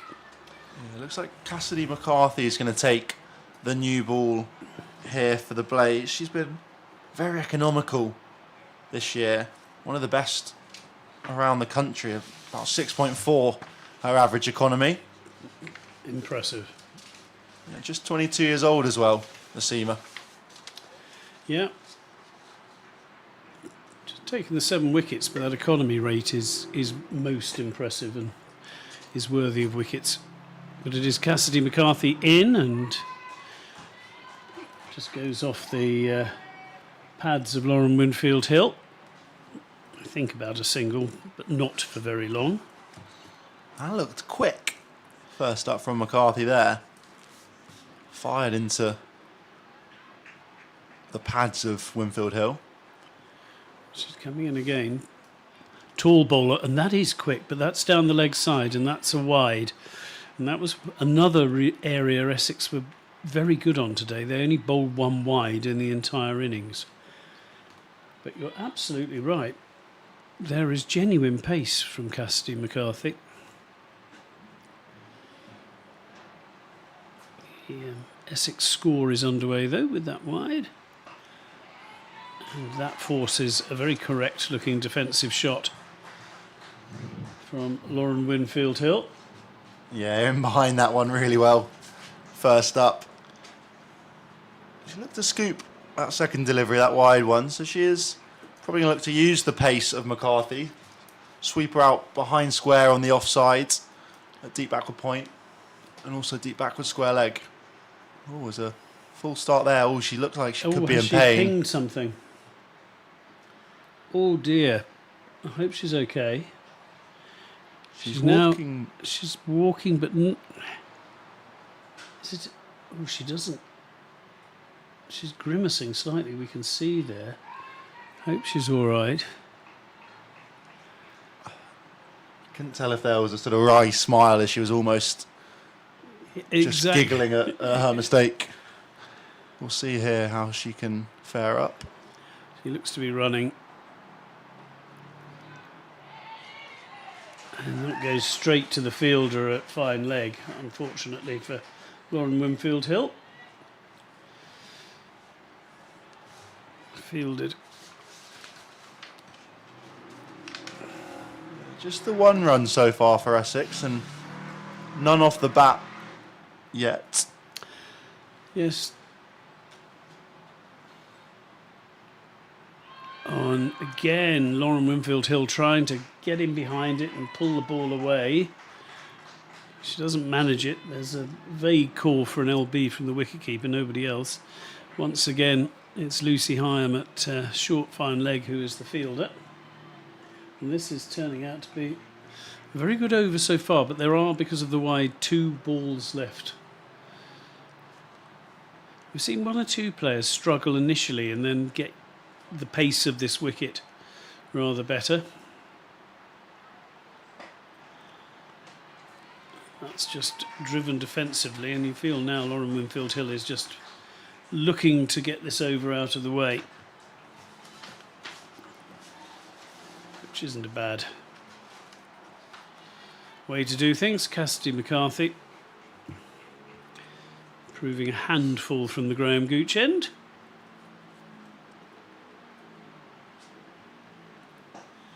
Again, it's a quickish delivery, fired in at the toes, out to mid-wicket, and just the one run from the over, and that was a wide. So all but a maiden. Yeah, really good start there for the Blaze and McCarthy in particular. It's not a monstrous total they've got to defend here. 140 the target. More than chaseable for Essex, but they're going to have to bat well. And if the Blaze bowl as well as they did in that last over throughout, then Yes. Essex will be in trouble, I think. But they have got quite a long lineup as well today.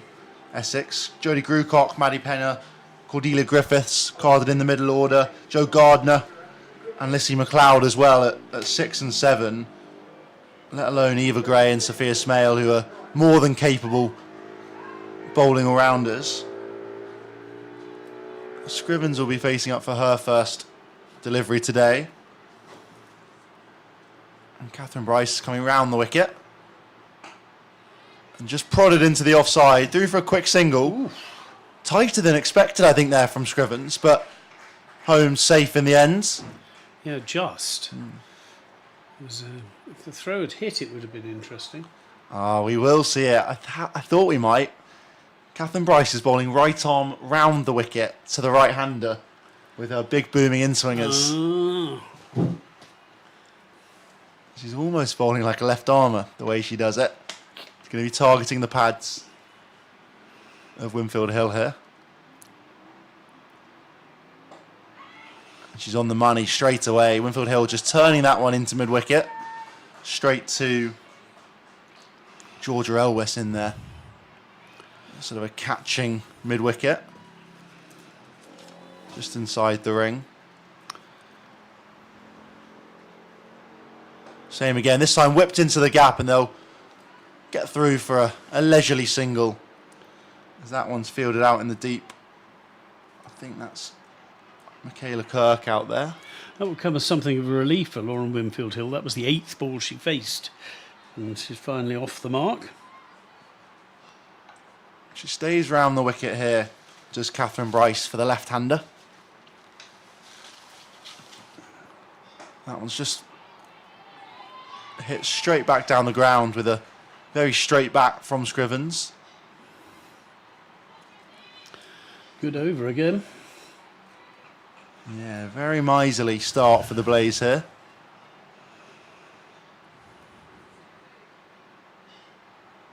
Use of feet from Scrivens, but can only prod that one back to the bowler.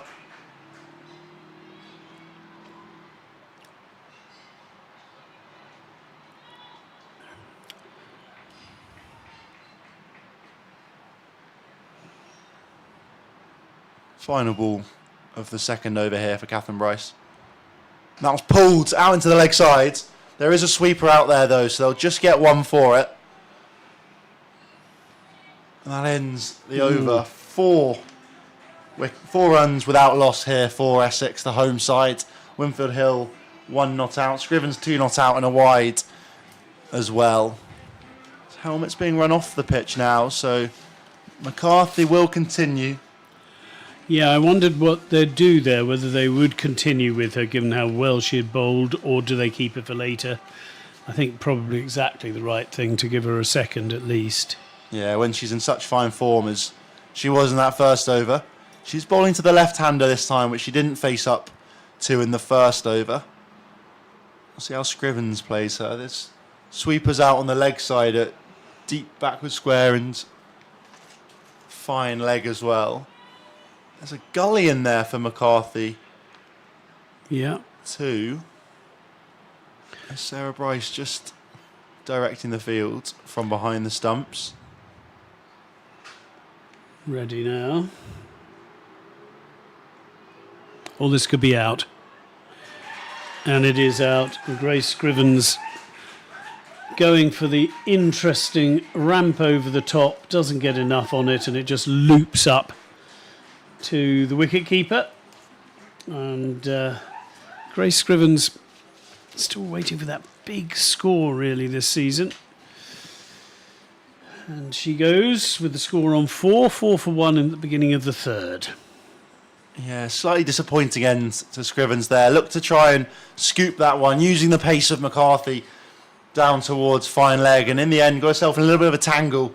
Just found a leading edge and sent a simple catch high down towards Sarah Bryce, who actually, during the innings, was practicing a lot of those catches. Yes. So perhaps she knew something that we didn't.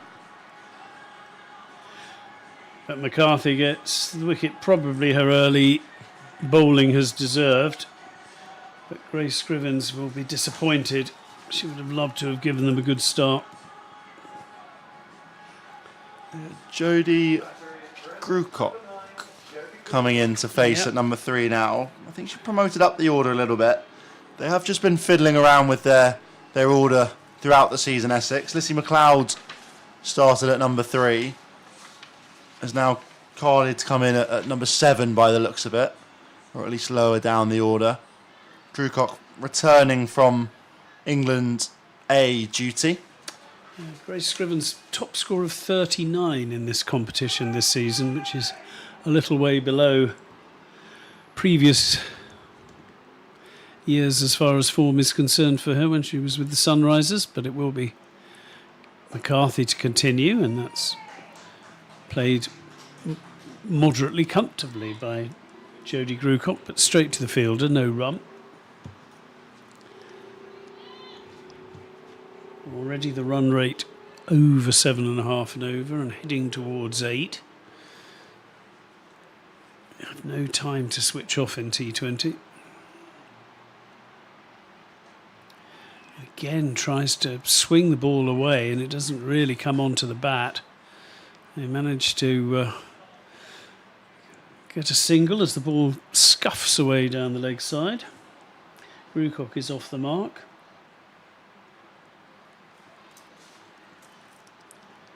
Yeah, brings Lauren Winfield Hill back onto face. 1 off 8 she is currently.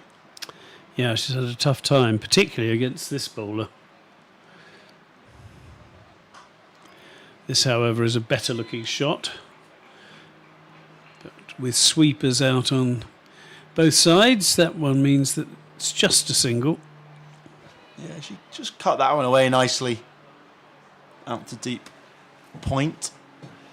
So nothing. The single is the most anyone's scored off a ball. Yeah, we haven't had a 2, we haven't had a boundary yet. That's well bowled, pitched up. It's a decent stop though.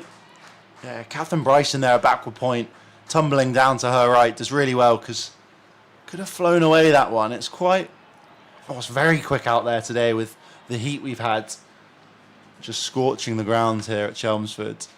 She did well to stop that one from flying away. It was a nice shot by Grucock though. And that's stroked nicely, but straight to the fielder. And this is frustrating for Essex at the moment. They just can't get the ball off the square. That's the end of the over. There's just 3 runs from it and a big wicket. 7 for 1 after 3. At the same point, and they weren't going at 100 miles an hour. The Blaze were 19 for 2. Yeah, we're going to see Catherine Bryce continue. Well, I think we are. With her right on rounds. Yeah, keep the pressure on at the moment. Yeah, it is Catherine Bryce. Cap is off. Just having a chat with her skipper, Kirsty Gordon. She went for just 3 from her first over. Did Bryce. The left-handed Jodie Grucock on strike.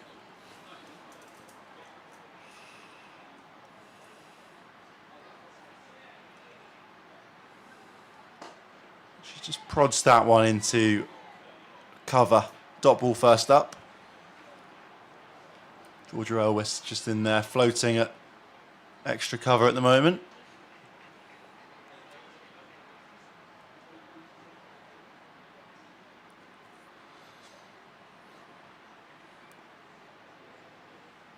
And swept round the corner.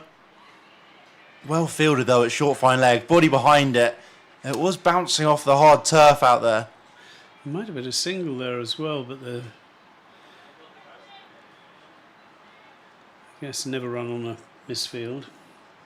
Yeah, I think that's Lucy Hyam in there, fielding well at short fine leg. Grucock slashes at this one. Just going to get a single for it though. And Michaela Kirk out there on the cover boundary in front of the pavilion doing the fielding. And again, Winfield Hill faces up against the Scottish international, Catherine Bryce, who has been fantastic this year with both bat and ball.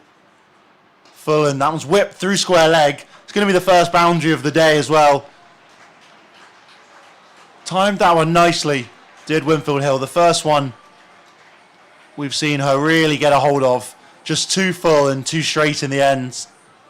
And a lovely shot to pick up 4. Yeah, much needed. You were just wondering when the first boundary would actually come. We've finally seen it. Winfield Hill moves to 6 from 11, but still very tight. That was driven down the ground. She's going to get through for the single. Down to long on. Fielded by Josie Groves, the leggy. 1 ball remains in the over. The most expensive over so By far. a distance, the score's Yeah. nearly doubled.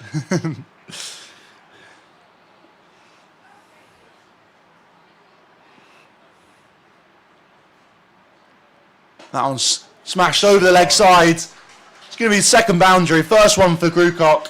Lovely shot there. Just got to the pitch. Fraction too full and too straight from Bryce, who's looking to swing the ball away from the left-hander. And Grucock just bottom hand whips that one over long on. 4 runs. Ends the over as well. 17 for 1. 10 from the over. Yeah, it was clever batting. She moved outside leg stump. Catherine Bryce tried to follow her, and it ended up right in the slot as far as Grucock was concerned. And a much better over as far as Essex are concerned. They're going to keep McCarthy going. Well, what's she taken? 1 for 4 from her 2 overs. You can see why.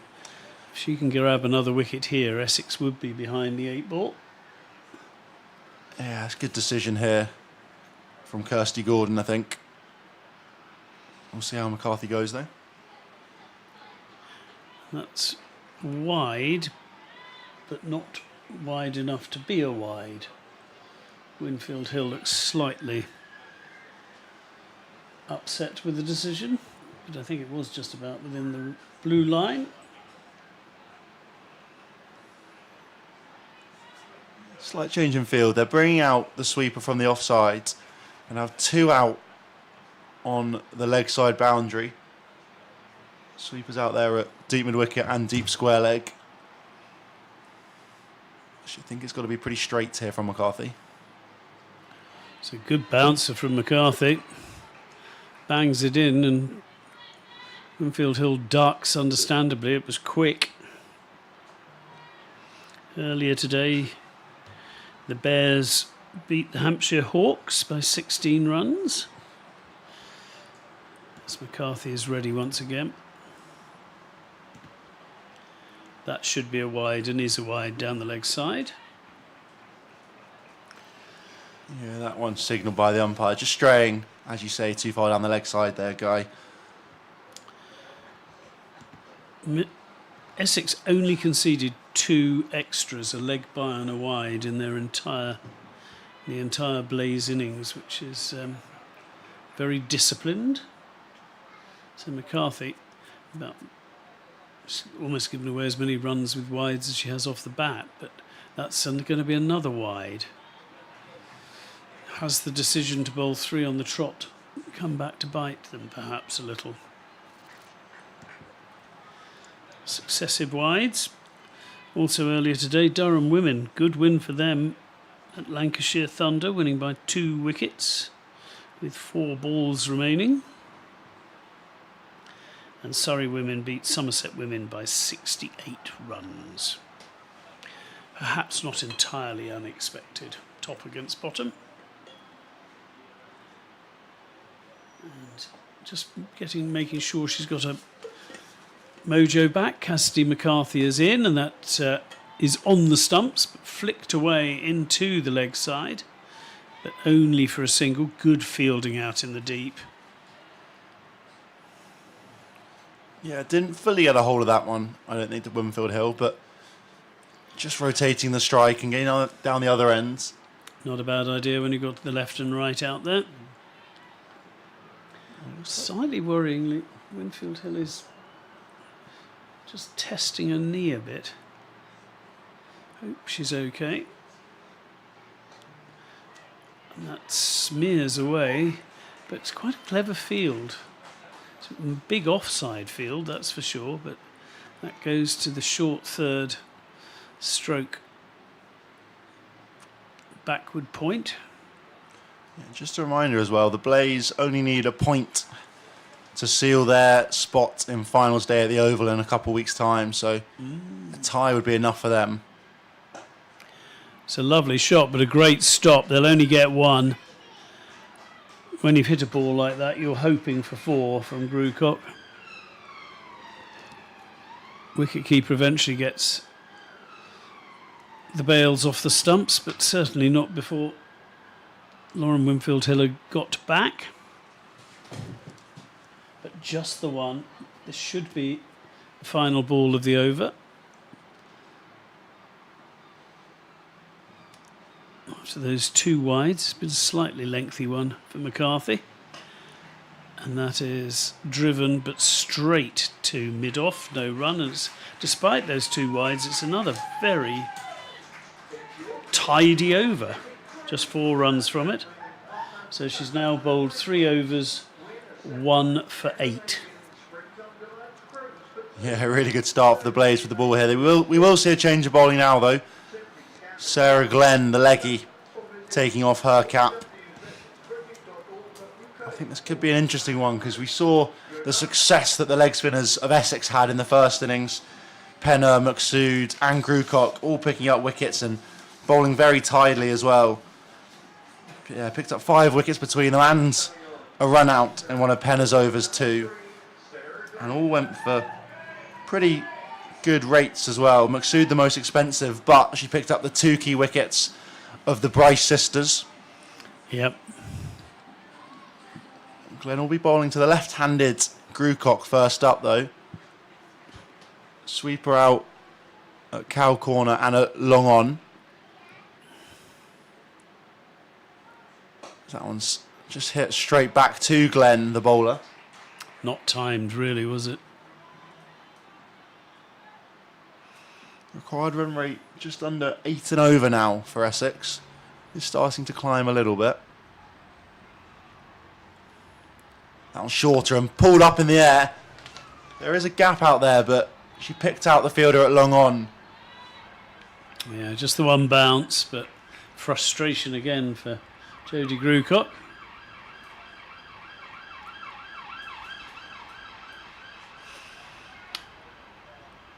This is the end, of course, of the power play.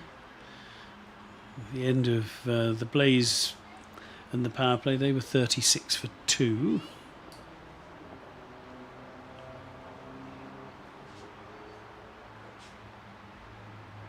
Flatter again, and this one's cut through the offside, but straight to the fielder at extra cover. Dot ball. Just can't find the gaps, can they? Not that there are many. The fields are being very well set because we've got 2 people. We've got a regular cover and an extra cover and a point all there for that cut shot.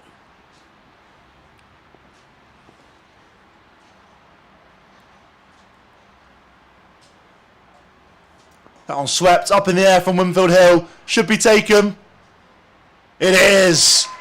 There's the wicket. Second wicket for Essex falls. Lauren Winfield Hill looking to sweep. Sends it high into the sky. And she has to depart. She goes for 8. A not very fluent 8. No, 8 from 17. And it was caught by McCarthy, who's having a day to remember. Yeah, it was a good take that. It didn't look like dropping it. It hung in the air for an eternity. But a solid catch in the end sends the Yorkshire batter home. Yeah, 18 balls for that 8. She really did struggle to get going, so you knew she had to have a go at some stage. Yeah, I think it's just been quite a sticky wicket as much as anything else out there today. We saw Heather Graham, probably the only batter in the first innings who was particularly fluent, and even then she took a little bit of time to get into it. Catherine Bryce perhaps as well was pretty good from the start. She made 27, Graham made 33. No one else has passed 20 yet though today. No, you're right. Several had trouble starting. We saw Sarah Glenn, who actually in the end made 17 from 16, but couldn't hit bat on ball for the first 8 deliveries. Yeah, Maddie Penner, the Australian overseas pro, picked up a wicket as well, but she's out with bat in hand to face the leg spin of Sarah Glenn. It's flattened, could be tight, almost does Penner there. I think that one just skips on and millimetres away from the stumps and squeezing between the bat and pad of Penner. She must have got some bat on it.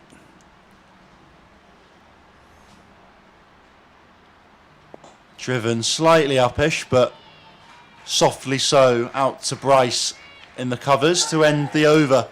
22 for 2, with just 1 wicket from Sarah Glenn's first over there. Essex are a fair way behind where the Blaze were, but it's really only a couple hits for them to get back in the game, I think. Yeah, it's just 10 runs behind where Blaze were at the end of the power play. 14 runs behind. But you just can't quite see where the runs are coming from at the moment. So Lucy Hyam comes into the attack, replacing the excellent Cassidy McCarthy. They finish her 3 overs, 1 for 8. So she's been given a good platform.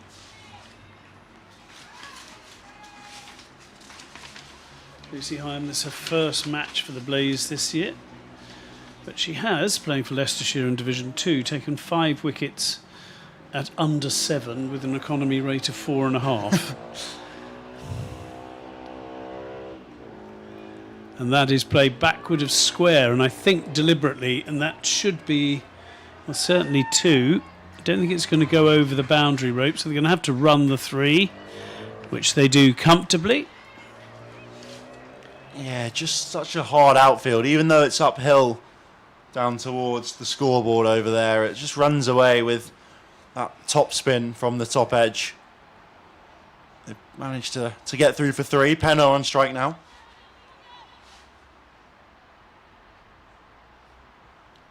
Lucy Hyam just waiting for everybody to be ready. Penner leans back, middles it, but extra cover does enough to stop it, and mid-off does the rest. Sarah Glenn, I think, with the fielding. This is just coaxed into the leg side by Penner, who takes the first single very quickly. On the off chance there might be a second, but there wasn't. Penner gets off the mark on the 4th ball she faced. Grucock, who's battled away to run a ball so far, which puts her some way ahead of the rest of her Essex colleagues thus far. Yeah, a couple sweepers out. Deep backward square and deep forward square for the left-hander Grucock, plus straight down the ground at long off and a sweeper on the cover boundary too.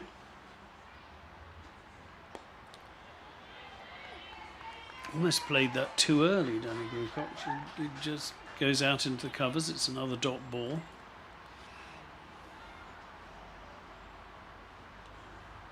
Just tidy stuff at the moment from Hyam.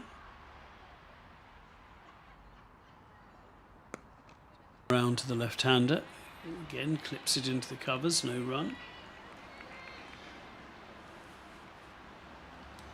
They have bowled a lot of dot balls so far.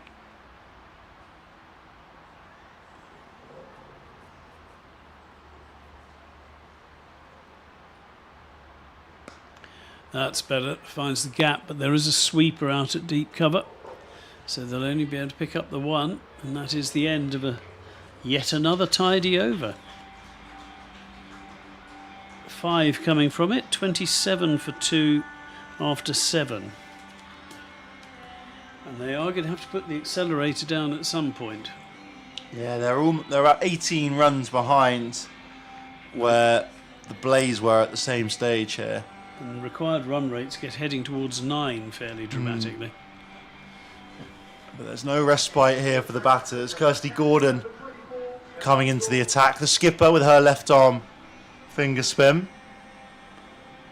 If you're turning the ball into the left-handed Grucock, good matchup, you'd think, for the Essex batter. Sweeper out on the cover boundary, and otherwise 3 out on the leg side as well.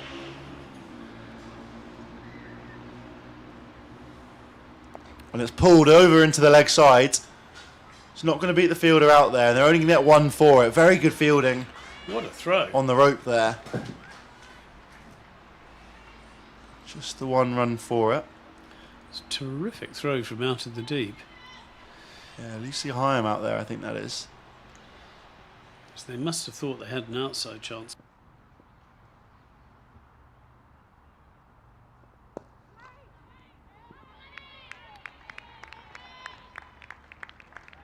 Oh, ouch. Sarah Glenn's still down in pain there. That was a loud slap onto her, possibly wrist, definitely hands. But also diving on this very hard ground, and she was diving forwards.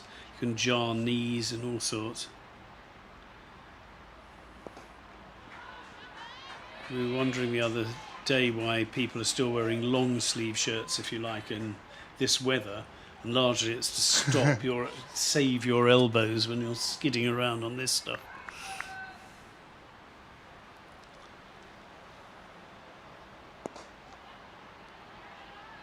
Yeah, well worked down the ground there from Penner. Just off the back foot, sends that one out too long on.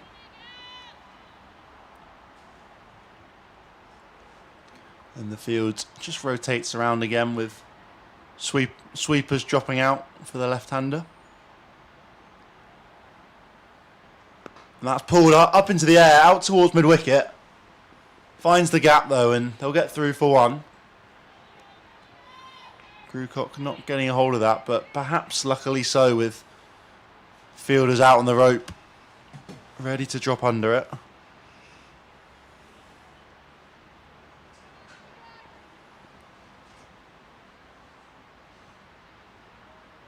Use of feet, chipped up in the air. It's going to be 4 runs, I think. It is indeed. Lovely shot there from Penner. Great use of feet to get to the pitch and finish it over off with a boundary.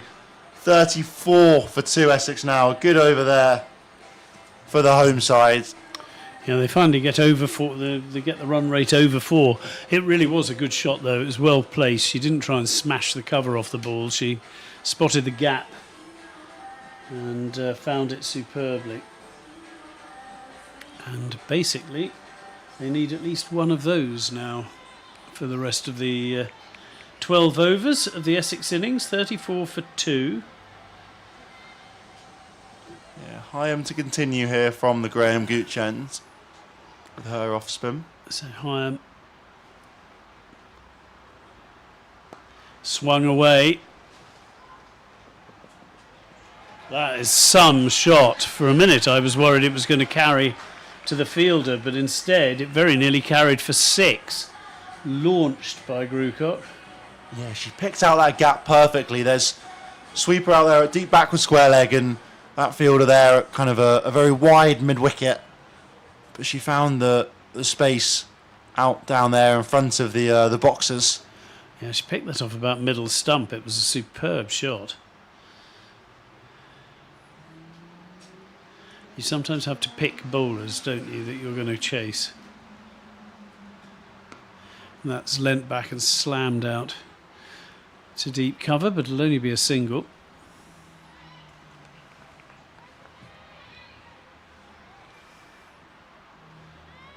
This Hyam's second over.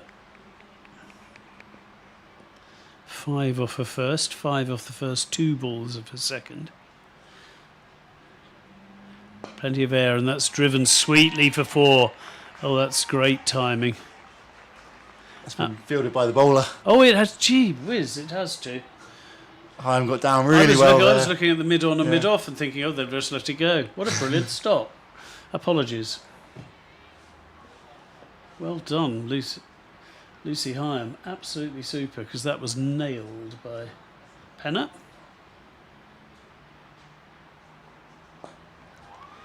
And this time she cramps her up for room. Nicely bowled. So after the first ball going for 4, this has been pretty tidy stuff.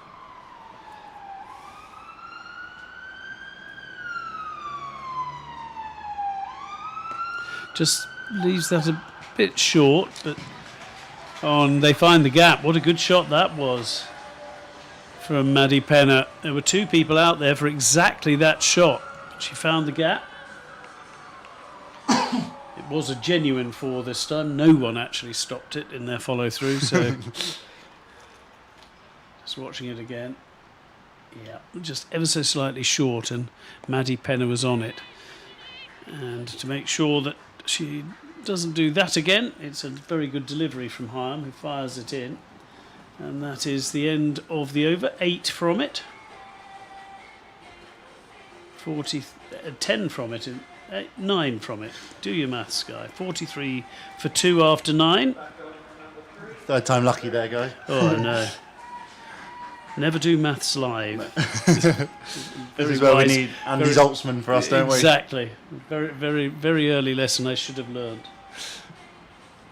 Sarah Glenn will continue with her leg spin. She's bowled well so far. First over went for just 1.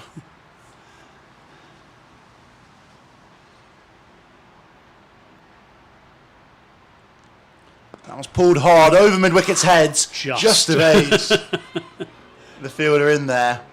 They get back for 2. Good running there, because it was just sort of chipped, as we say, marginally over mid-wicket.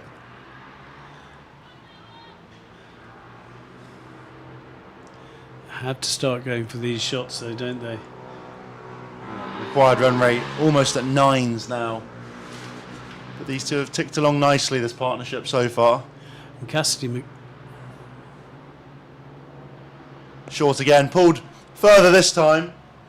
And again, too short though for mid-wicket. 1 bounce out to the fielder there, and they get through for the single. Yes, it is. They're having to take on these risks now. And neither of those 2, one just over the tallest player in the Blazers team, Cassidy McCarthy, and one injury just short of the player in the deep.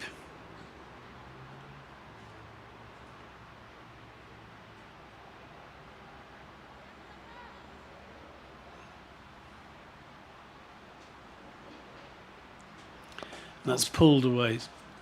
Just for a single. Out towards mid-wicket. And again, these 2 rotating the strike nicely.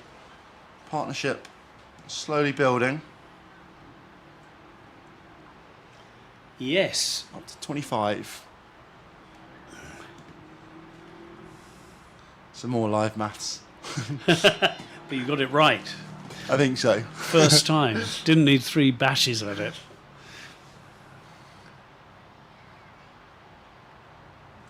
Shorter, and Guguk pulls that one.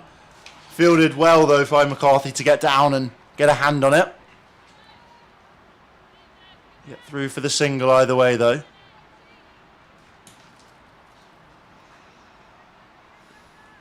Glenn's bowled well again this over, but conceded 5 from it so far. 2 balls remain. And that one's just tucks up Penna really well there. Yeah, it's not easy out there, is it? Yeah, That score of 139 looking better.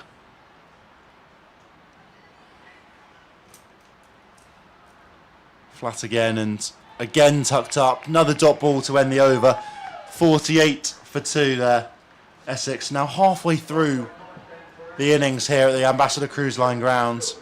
Just a reminder as well that today's live stream is proudly sponsored by Cinnamon Hotels and Resorts. Cinnamon Hotels and Resorts invites you to discover a world of inspired stays across Sri Lanka and the Maldives, where every detail tells a story.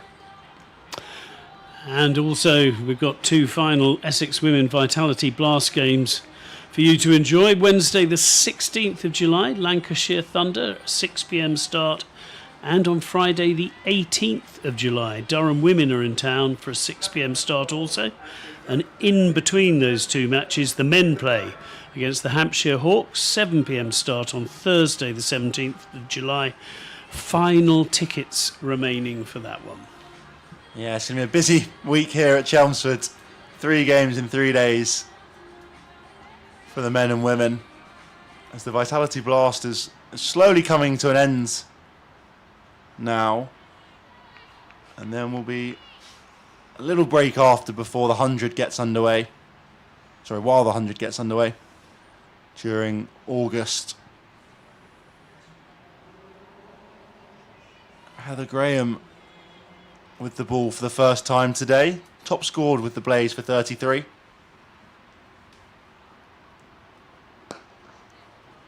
As that one's chipped down the ground nicely. They're going to think about 2, but won't make it. Yep. There's Sarah Glenn. Involved. So, Penna 11 and needs to get going. Grucock's done pretty well, 25 from 23. But a long way to go at the moment. The run rate is creeping towards 10 quite dramatically at the moment. As it will be Graham to continue. Short, pulled. The gap is found. Yes, it is. What a good shot that was. Maddie Penna took that on. It was banged in, didn't really get up. And Maddie Penna, too good. 50 up for Essex with that shot as well. Absolutely creamed off the back foot by the Aussie pro. Graham in again, and that's another 4 runs quite possibly. Will it be stopped at the edge? It will. What a brilliant piece of fielding. They're going to have to settle for 2. I think Heather Graham got a hand on that to take the pace off it. It looked like it was going to run away for 4. It was a terrific stop up on the boundary. Yeah, it's good teamwork there by the Blaze. And when they're defending a total of 140, it's every run really does matter. Heather Graham did bat well earlier. Looked more comfortable on this wicket, which isn't easy to score quickly on than many. Yeah, we've definitely noticed that as the game's gone on. It's tricky to get starts, but once you're in, you've got to try and make the most of it. I think she's hit the only 6 so far. And that was punched away off the back foot. Another brilliant stop in the covers. That was from Sarah Glenn. And the fielding, you have to say, from the Blaze has been top rate at the moment. Yeah, very much so. Essex fielded well as well, generally. They did, but the Blaze just up a little. Just a bit sort of smoother and a few sort of less unforced errors, I'd say, in the field.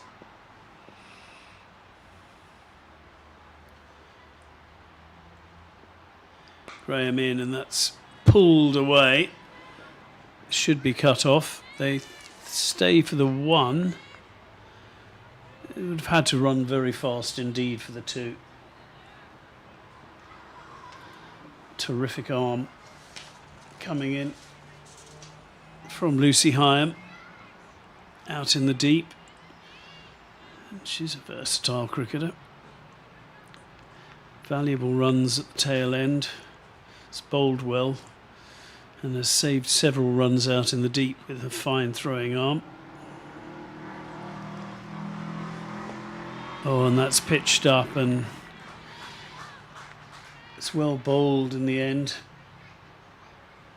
That is the end of the 11th over.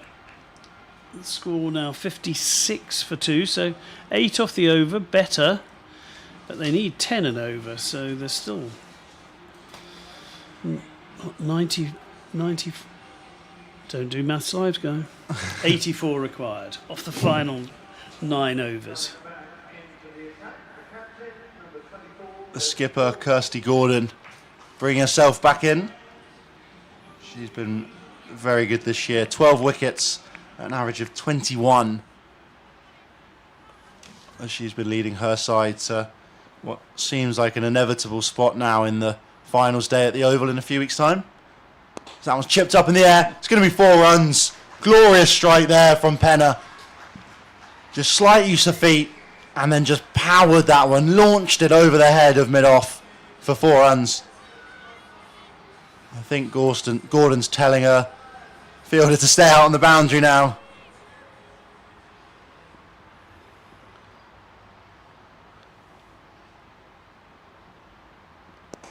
And this time dabs that one down towards mid-on, but it's fielded well by Georgia Elwis coming round from mid-wicket to stop the single.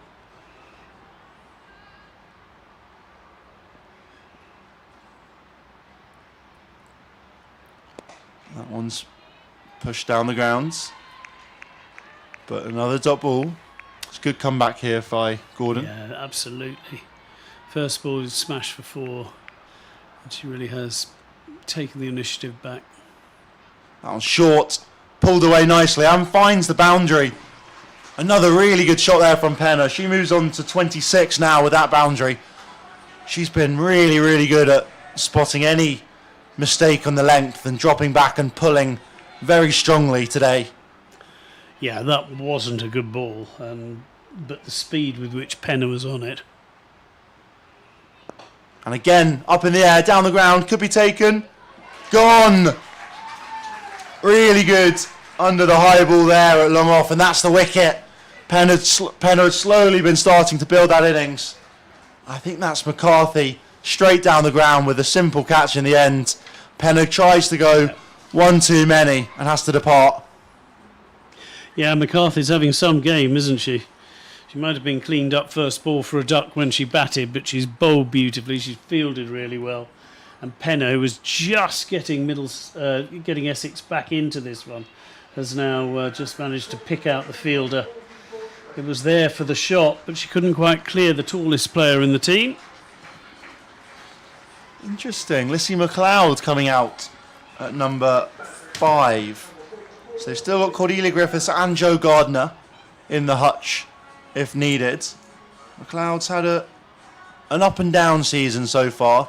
She started off in the One Day Cup batting down the order at number 7, then was promoted up to open alongside the skipper Scriven. She's batted at 3 generally in the T20 competition, so has been all over. But she can hit a long ball and can be very devastating. High score of 44 from just 24. She also made a quick fire 30 against Hampshire. That 44 coming against the Birmingham Bears. We'll see how she's utilised here against the spin, though, of Gordon. That one's flighted first up, and McLeod just punches that one down the ground for a single. Gordon still on the floor. I think just sunbathing in the heat here at Chelmsford. Having a little bit of a laugh with McLeod as the over comes to an end there. 65 for 3. A good over runs-wise for Essex, but a good over wickets-wise for the Blaze. Yeah, there's still 20, not a comparison, there's still 20 runs behind where Blaze were at this point. Yeah, it's going to be a tricky rest of the chase here for Essex, but they're very much still in the game. We saw that the Blaze were able to push on and really rack up the runs later on in the innings, so all it'll take is a few boundaries for them to catch up. One really good over. Well, it's Lucy Hyam back into the attack. Her first 2 overs cost 14 runs.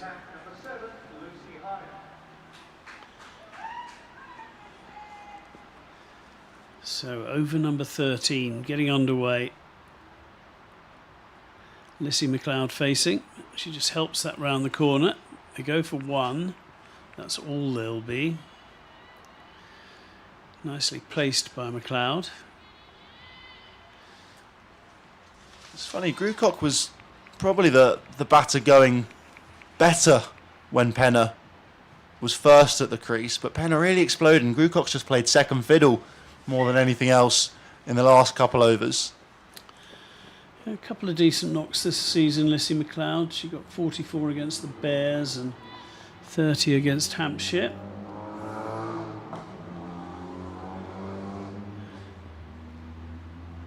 As everyone waits for the field to finally be ready. Grucock is prepared. Leans onto the back foot and cuts it away. There's one, there should be two. Grucock wants it. Lissy McLeod's going to have to shift.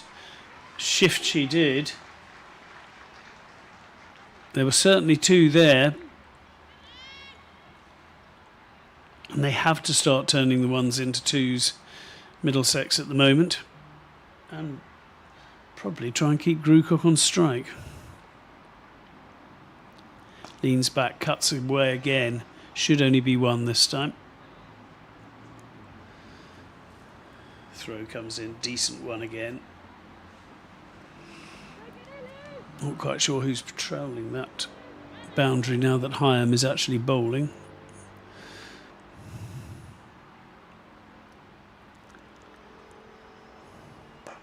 And that's fetched over mid-on. It should fall between three players, but only just. My goodness, that was a good try. Running backwards, stuck out the hand, and see McLeod gets a little bit of a life on that one. But they've got to go for it.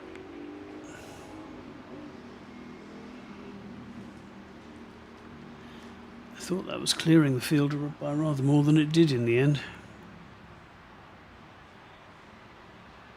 Oh, huge swing and a huge miss by Grucock on this occasion. Yeah, that one really gripped in the surface and just ripped away from the left-hander, who looked to try and dispatch that one over the leg side.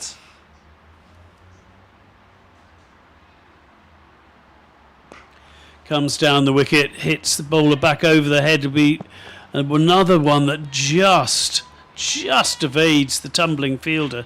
That's twice in this over that Blaze fielders have got desperately close, but not quite close enough, which means both of these batters survive. They managed to get 7 off that over in the end, but they need to score up nearer 9, so the run rate continues to rise. 72 for 3, the end of the 13th.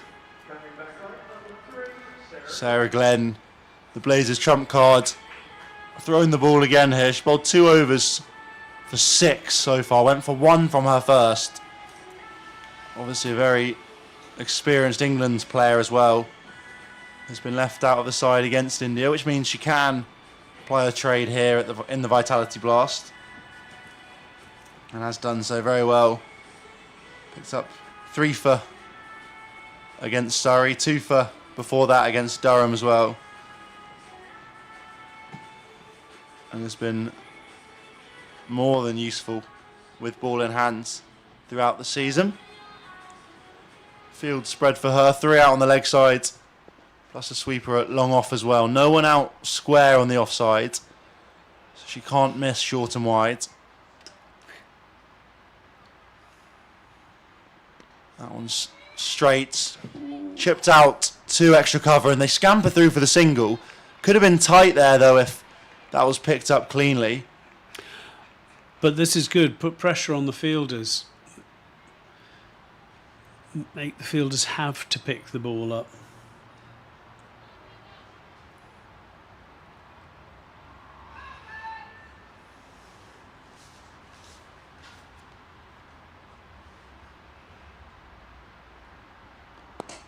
That one's sent over the leg side. Will just be 1 for it. Bouncing out towards McCarthy down there at long on. Yeah, a decent hit for 1, wasn't it?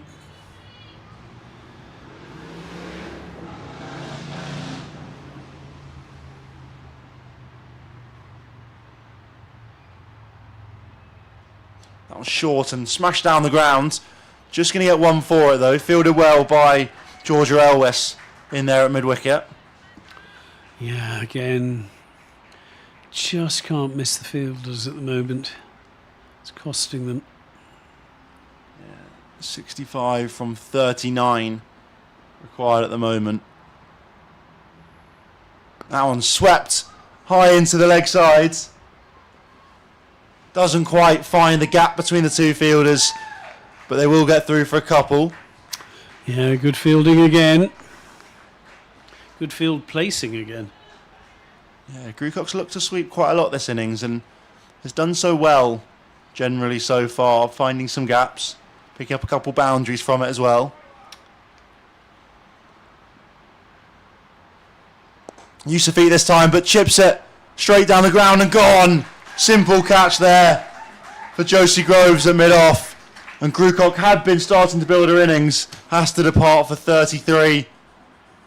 She'll be disappointed with that one, offering a pretty tame dismissal in the end. She goes 33 from 31. Yusufi this time, but chips it couple straight down the ground and gone as well. But otherwise, generally just gone about her trade pretty simply, picking out ones and twos. Yeah, she didn't get to the pitch. The bowler saw her Yusufi this time, but chips it straight down the ground and gone. Simple catch there for Josie Groves at mid-off. And Grucock had been starting to build her innings, has to depart for 37 for 4. It'd been a decent knock from Jodie Grucock in the circumstances, but well, Essex just need 3 or 4 of those, and at the moment they've got 1. Yeah, Cordelia Griffiths out to face. 1 ball remains in the Sarah Glenn over. Her figure's looking really, really good at the moment. 2 for 11 from 2.5 overs. Gone for 5 from this over so far. Keeps the same field in the end for Griffiths' first ball.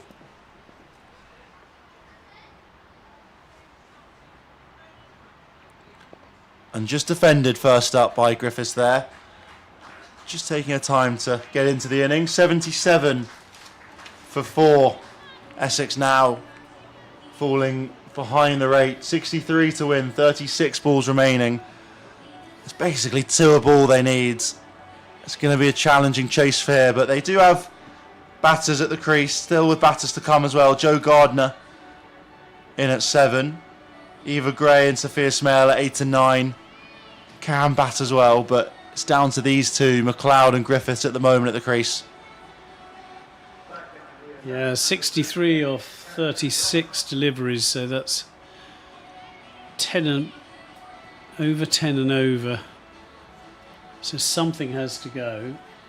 With Catherine Bryce is coming back into the attack. She bowled 2 decent overs early on in the innings. And that is smashed nicely, but straight to mid-off. And I think if that had hit, Issy McLeod would have been in all sorts of trouble. Yeah, I think even if Bryce had gathered cleanly, that could have been very tight as well. But McLeod is sort of happy to test the arms of the Blaze fielders here. She's done it a few times of just hit and run. Which is what the Blaze did to Essex when the boot was on the other foot. Not a bad idea. Cut away by Griffith, straight to the fielder, but Griffith wasn't quite in full sprint mode when the throw was heading towards the end she was running from. It's good work from Missy McLeod backing up. She had spotted there was a run there. She gets the strike back, but it's still only 2 singles.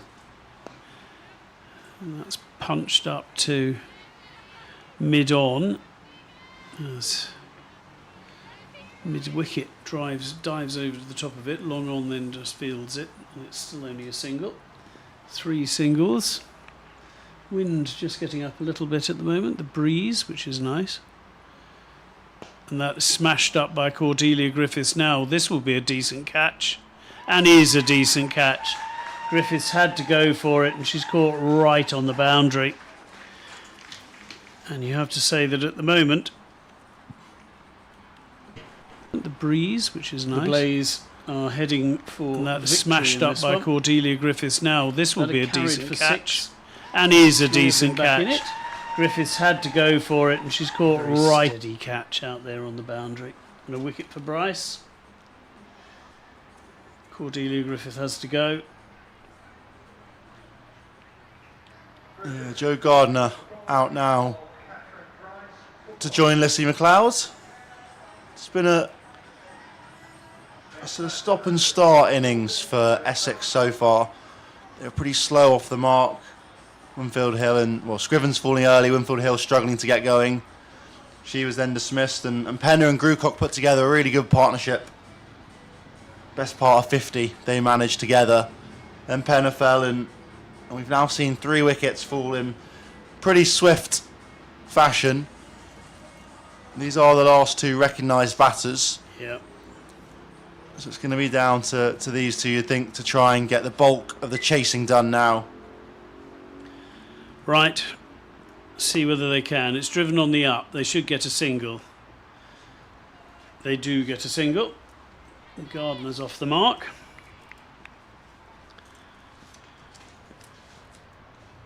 It's a very decent over by Catherine Bryce. Just the 4 singles and a wicket so far.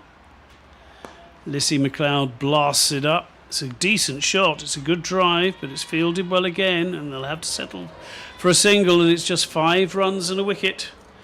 82 now for 5 at the end of the 15th. Just to put that in perspective, that's 26 runs behind where the Blaze were at this point. Yeah, it's been a pretty sort of consistent trend that for Essex. They've never really been ahead of the game. Those first 3 overs went for just 7 runs, including the wicket of the skipper, and they were sort of 10, 12 behind at that stage, and it's just been slowly increasing that kind of required rate since then. That one's leading edge up in the air, could be a simple catch, gone! Lissy McLeod looking to really push Essex on, ends up finding her leading edge there to offer a simple catch at extra cover. She goes leading edge up in the air, could be a simple catch, Lissy McLeod, gone! Essex Lissy McLeod looking in a more and more perilous position here. They're 6 down now. 82 runs on the scoreboard. Yeah.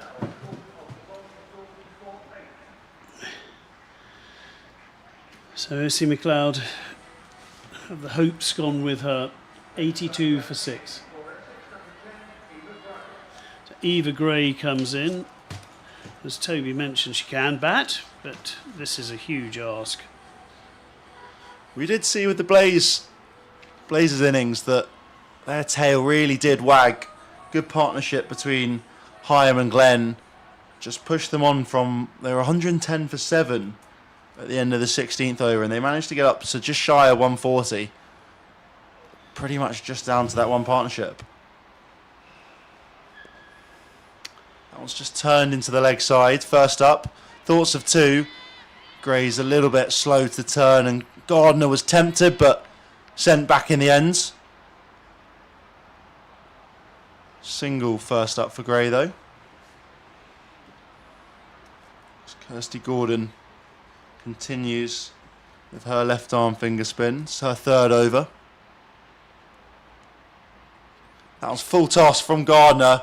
Just chipped into the leg side though. Another single. Yeah, she rather missed out on that one, didn't she, a bit? Yeah, low full tosses are always a tricky one though, because True. it's often hard to find the middle of the bat. I think these 2 need to just keep batting as much as anything else, and that one's chipped to mid-wicket, gone. Yes, a slightly muted celebration in the end there from the Blaze, but that is a wicket. Georgia Elwes in there at mid-wicket with a pretty simple catch, ends up on her back, but either way, Eva Gray keep batting as much as anything else, and that one's she goes chipped 1 to mid-wicket, gone. And again, another slightly muted celebration in the end there from the Blaze.